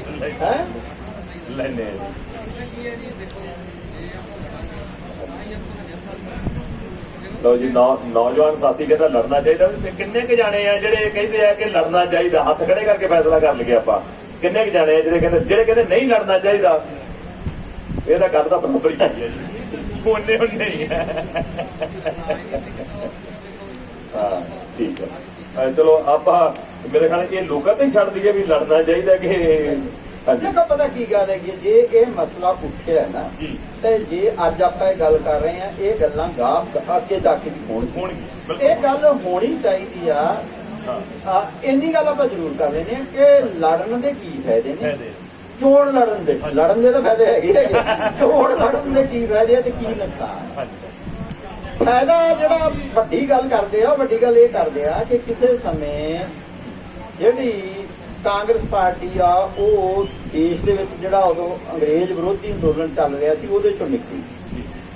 ਕਿਹਾ ਜਾਂਦਾ ਹੈ ਕਿ ਐਮਰਜੈਂਸੀ ਦੇ ਵਿੱਚੋਂ ਚਾਹੇ ਆਰਐਸਐਸ ਪਹਿਲਾਂ ਵੀ ਕੰਮ ਕਰਦੀ ਸੀ, ਪਰ ਭਾਰਤੀ ਜਨਤਾ ਪਾਰਟੀ ਥਾਂ ਤੇ ਜਿਹੜੀ ਜਨਤਾ ਪਾਰਟੀ ਬਣੀ, ਉਹਦੇ ਤੋਂ ਵੱਡਾ ਸ਼ੇਅਰ ਭਾਰਤੀ ਜਨਤਾ ਪਾਰਟੀ ਲੈ ਕੇ ਗਈ। ਇਵੇਂ ਕਿਹਾ ਜਾਂਦਾ ਹੈ ਕਿ ਅੰਨਾ ਹਜ਼ਾਰੇ ਦੇ ਅੰਦੋਲਨ ਚੋਂ ਆਪ ਪਾਰਟੀ ਨਿਕਲੀ।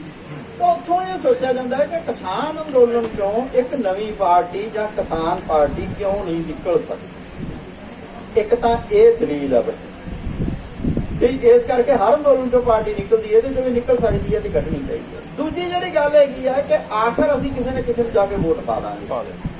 ਜਦੋਂ ਅਸੀਂ ਕਿਸੇ ਨਾ ਕਿਸੇ ਨੂੰ ਵੋਟ ਪਾਤੀ, ਉਹ ਫਿਰ ਆਪਦੀ ਮਰਜ਼ੀ ਕਰੂਗਾ। ਇਸ ਕਰਕੇ ਵੀ ਜੇ ਕਿਸਾਨ ਆਪਦੇ ਤੋਂ ਪ੍ਰਤੀਨਿਧ ਚੁਣਨ ਤਾਂ ਜ਼ਿਆਦਾ ਚੰਗੀ ਗੱਲ ਹੋਊਗੀ, ਇਹ ਜ਼ਿਆਦਾ ਠੀਕ ਗੱਲ ਹੋਊਗੀ। ਆਮ ਆਦਮੀ ਪਾਰਟੀ ਦੇ ਜਨਮ ਸਮੇਂ ਵੀ ਰੇੜਕਾ ਇਸ ਗੱਲ ਤੇ ਹੀ ਪਿਆ ਸੀ ਕਿ ਲੋਕਪਾਲ ਬਿੱਲ ਲਿਆਉਣਾ ਚਾਹੀਦਾ। ਉਹ ਕਹਿੰਦੇ ਤੁਸੀਂ ਸਰਕਾਰ ਬਣਾ ਕੇ ਲੈ ਆਓ। ਵੈਸੇ ਉਹ ਦਿੱਲੀ ਸਰਕਾਰ ਨੇ ਬਹੁਤ ਲੇਟ ਲਿਆਂਦਾ ਤੇ ਲਿਆਂਦਾ ਵੀ ਉਹੋ ਜਿਹਾ ਹੀ ਮਰੀਅਲ ਜਾਂ ਜੇਲ੍ਹ ਜਾਂ ਪਹਿਲਾਂ ਕਾਂਗਰਸ ਲਿਆਉਣ ਨੂੰ। ਇਹਦਾ ਮਤਲਬ ਹੈ ਕਿ ਸੱਤਾ ਦਾ ਤਾਂ ਕੋਈ ਆਪਦਾ ਰੂਲ ਆ, ਉਹਦਾ ਆਪਦੇ ਇੱਕ ਨਿਯਮ ਨੇ ਜਿਹਦੇ ਅਧੀਨ ਚੱਲਦੀ ਹੈ। ਪਰ ਇਹ ਕਿ ਦੂਜੀ ਦਲੀਲ ਇਹ ਆ, ਤੀਜੀ ਦਲੀਲ ਇਹ ਆ ਕਿ ਜਦੋਂ ਲੋਕ ਮੰਗ ਕਰ ਰਹੇ ਆ, ਲੋਕ ਵੋਟਾਂ ਪਾਉਣ ਨੂੰ ਤਿਆਰ ਆ, ਕਿਉਂ ਨਾ ਫਿਰ ਚੋਣਾਂ ਨੂੰ ਲੜਦੀ। ਤੇ ਲੱਗਦਾ ਹੈ ਕਿ ਵੀ ਉਹਦੇ ਵਿੱਚ ਜਿੱਤ ਵੀ ਪ੍ਰਾਪਤ ਹੋ ਸਕਦੀ ਆ, ਐਂ ਲੱਗਦਾ। ਇਹਦੇ ਜਿਹੜੇ ਉਲਟ ਦਲੀਲਾਂ ਦੇਣ ਵਾਲੇ ਆ, ਉਹ ਤੋਂ ਪਹਿਲਾਂ ਦਲੀਲ ਤਾਂ ਇਹ ਦਿੰਦੇ ਆ ਮੁੱਖ ਤੌਰ ਤੇ ਵੀ 32 ਜਥੇਬੰਦੀਆਂ ਲੜਨ ਨੂੰ ਤਾਂ ਜਦੋਂ ਚੋਣ ਲੜਨੀ ਹੋਈ ਉਦੋਂ ਸਾਰਿਆਂ ਨੇ ਕਹਿਣਾ ਕਿ ਵੀ ਇਸ ਇਲਾਕੇ ਦਾ ਸਾਡਾ ਵਾਲਾ ਕੰਮ ਆ, ਤੇ ਇਹ ਜਿਹੜਾ ਸਾਡੇ ਵਾਲੇ ਕੰਮ ਦਾ ਮਾਮਲਾ, ਉਹ ਜਿਹੜੀਆਂ ਖੱਬੇ ਪੱਖੀ ਧਿਰਾਂ ਉਹਨਾਂ ਤੋਂ ਤਾਂ ਅੱਜ ਤੱਕ ਨਹੀਂ ਸੋਚਿਆ ਹੈਗਾ ਕਿ ਵੀ ਸਾਡਾ ਬਹੁਤਾ ਕੰਮ ਆ, ਸਾਡਾ ਬਹੁਤਾ ਕੰਮ ਆ। ਇਸ ਮਾਮਲੇ 'ਚ ਸਾਡਾ ਬੰਦਾ ਖੜਾ ਹੋਵੇ, ਸਾਡਾ ਬੰਦਾ ਖੜਾ ਹੋਵੇ। ਤੇ ਦੋ ਜਿਹੜੇ ਸਾਡੇ ਵੱਡੇ ਲੀਡਰ ਆ, ਦੋਵੇਂ ਹੀ ਬਹੁਤ ਸਤਿਕਾਰਦਾ, ਮੈਨੂੰ ਦੋਵੇਂ ਹੀ ਬੜੇ ਵਧੀਆ ਲੱਗਦੇ ਆ। ਦੋਵਾਂ ਨੂੰ ਮੈਂ ਮਤਲਬ ਕਿ ਸੁਣਦਾ ਰਹਿੰਦਾ, ਉਹਨਾਂ ਕੋਲੇ ਵੀ ਬੈਠ ਕੇ ਮੈਨੂੰ ਚੰਗਾ ਲੱਗਦਾ। ਪਰ ਦੋਵਾਂ ਦੀ ਆਏ ਆ ਆਪਸ ਵਿੱਚ। ਇੱਕ ਬੰਦਾ ਤਾਂ ਹੀ ਬਾਹਰ ਬੈਠਾ ਹੈ। ਉਸ ਹਾਲਤ ਦੇ ਵਿੱਚ ਕਿਵੇਂ ਲੱਗਦਾ ਹੈ ਕਿ ਵੀ ਉਹ ਇੱਕ ਬੰਦੇ ਤੇ ਇੱਕ MLA ਖੜੇ ਕਰਨ ਤੇ ਉਹ ਸਹਿਮਤ ਹੋ ਜਾਣਗੇ। ਕਿਰਤੀ ਕਿਸਾਨ ਯੂਨੀਅਨ ਵਾਲੇ ਕਹਿਣਗੇ ਸਾਡਾ, ਕ੍ਰਾਂਤੀਕਾਰੀ ਕਹਿਣਗੇ ਸਾਡਾ ਖੜਾ ਕਰੋ, ਮੈਂ ਕਿ ਭਾਰਤੀ ਕਿਸਾਨ ਯੂਨੀਅਨ ਸਿੱਧੂਪੁਰ ਕਹੂਗਾ ਸਾਡੇ ਖੜੇ ਹੋਣ। 32 ਦੇ ਨਾਮ ਹੀ ਨਹੀਂ ਮੈਂ ਇੱਥੇ ਲੈਣੇ, 32 ਵਿੱਚ ਆਇਆ ਨਾ, ਕੱਲ ਨੂੰ ਕਹਿਣ ਸਾਡਾ ਨਾਂ ਨਹੀਂ ਲਿਆ, ਚੰਗਾ ਪ੍ਰੋਫੈਸਰ ਤੂੰ ਉੱਥੇ ਮਾ ਕੇ ਬਾਕੀਆਂ ਦੇ ਨਾਂ ਲਿਆ, ਸਾਡਾ ਲਿਆ ਹੀ ਨਹੀਂ। ਉਹ 32 ਦੇ 32 ਆ ਜਿਹੜੇ, ਉਹ ਮੈਂ ਕਿ ਫੈਸਲਾ ਤਾਂ ਫਰੀਦਕੋਟ 'ਚ ਹੀ ਨਹੀਂ ਹੋਣਾਗਾ। ਇੱਕ ਤਾਂ ਇਹ ਕਿ ਇਸ ਝੰਗੜੇ ਦੇ ਵਿੱਚ ਉਹ, ਦੂਸਰਾ ਇਹ ਕਿ ਕਿਸਾਨ ਵਰਗ ਬਹੁਤ ਵੱਡਾ ਹੈ, ਵੱਡਾ ਵਰਗ। ਪਰ ਕੀ ਕਿਸਾਨ ਵਰਗ ਇਹ ਮੁਲਾਜ਼ਮਾਂ ਨੂੰ, ਦਿਹਾੜੀਦਾਰ ਮਜ਼ਦੂਰਾਂ ਨੂੰ, ਦਲਿਤਾਂ ਨੂੰ, ਛੋਟੇ ਦੁਕਾਨਦਾਰਾਂ ਨੂੰ ਇਸ ਗੱਲ ਦੀ ਸਹਿਮਤ ਕਰ ਸਕੂਗਾ ਕਿ ਸਾਨੂੰ ਵੋਟਾਂ ਪਾ ਦਿਓ, ਤੁਹਾਡੇ ਹਿੱਤਾਂ ਦੀ ਰੱਖਿਆ ਕਰਾਂਗੇ? ਵੋਟਿੰਗ ਬਿਹੇਵੀਅਰ ਆ ਜਿਹੜਾ, ਉਹਨੂੰ ਸਾਨੂੰ ਸਮਝਣਾ ਚਾਹੀਦਾ ਕਿ ਉਦੋਂ ਜਾ ਕੇ ਗੱਲਾਂ ਹੋਰ ਹੋਣਗੀਆਂ। ਆ ਜਦੋਂ ਕਿਸਾਨ ਬਿਜਲੀ ਵਾਲਿਆਂ ਨੂੰ ਘੇਰਦੇ ਆ ਤੇ ਕਈ ਮਾ ਕੇ SDO ਪਰਿਵਾਰ ਕਹਿੰਦੇ ਯਾਰ ਸਾਡਾ ਕੀ ਇਹਦੇ ਚ, ਕਹਿੰਦੇ ਨਾ ਕਹਿੰਦੇ ਆ ਵੀ ਸਾਡਾ ਇਹਦੇ ਵਿੱਚ ਕੀ ਆ ਯਾਰ, ਵੀ ਸਰਕਾਰ ਦੇ ਹੁਕਮ ਤਾਂ ਅਸੀਂ ਮੀਟਰ ਲਾਉਣਾ ਹੈ, ਸਾਨੂੰ ਫੜ ਕੇ ਤੂੜੀ ਵਾਲੇ ਅੰਦਰ ਤਾੜਤਾ, ਸਾਡੇ ਤਾਂ ਬਿਜਲੀ ਵੈਸੇ ਹੀ ਨਹੀਂ ਜਾਂਦੀ ਜੀ। ਮੈਂ ਕਿਉਂਕਿ ਅਸੀਂ ਬਿਜਲੀ ਵਾਲੇ ਆ, ਤੇ ਇੱਥੇ ਤਾਂ ਮੈਂ ਨਾ ਬਿਜਲੀ ਨਾ ਪੱਖਾ, ਸਾਨੂੰ ਅੰਦਰ ਤਾੜਦਾ। ਮਾੜੀ ਗੱਲ ਆ ਇਹ। ਮਤਲਬ ਕਿ ਜਿਹੜੀਆਂ ਵਿਰੋਧ ਆਈਆਂ, ਇਹਨਾਂ ਨੂੰ ਕਿਸਾਨ ਜਥੇਬੰਦੀਆਂ ਕਿਵੇਂ ਹੱਲ ਕਰਨਗੀਆਂ? ਮੈਂ ਹਜੇ ਤਾਂ ਬਿਜਲੀ ਵਾਲਿਆਂ ਦੀ ਗੱਲ ਕੀਤੀ ਆ, ਮੁਲਾਜ਼ਮ ਤਾਂ ਹੋਰ ਵੀ ਬਹੁਤ ਨੇ। ਇਸੇ ਤਰ੍ਹਾਂ ਹੀ ਇਕੱਲੇ ਦੁਕਾਨਦਾਰ ਕੀ ਸਾਰੇ ਵੋਟਾਂ ਪਾ ਦੇਣਗੇ? ਮਜ਼ਦੂਰ ਵੀ ਕੀ ਵੋਟਾਂ ਪਾ ਦੇਣਗੇ? ਇਸ ਕਾਰਨਾਂ ਕਰਕੇ ਵੀ ਕੀ ਇਹ ਖਾਮ ਖਿਆਲੀ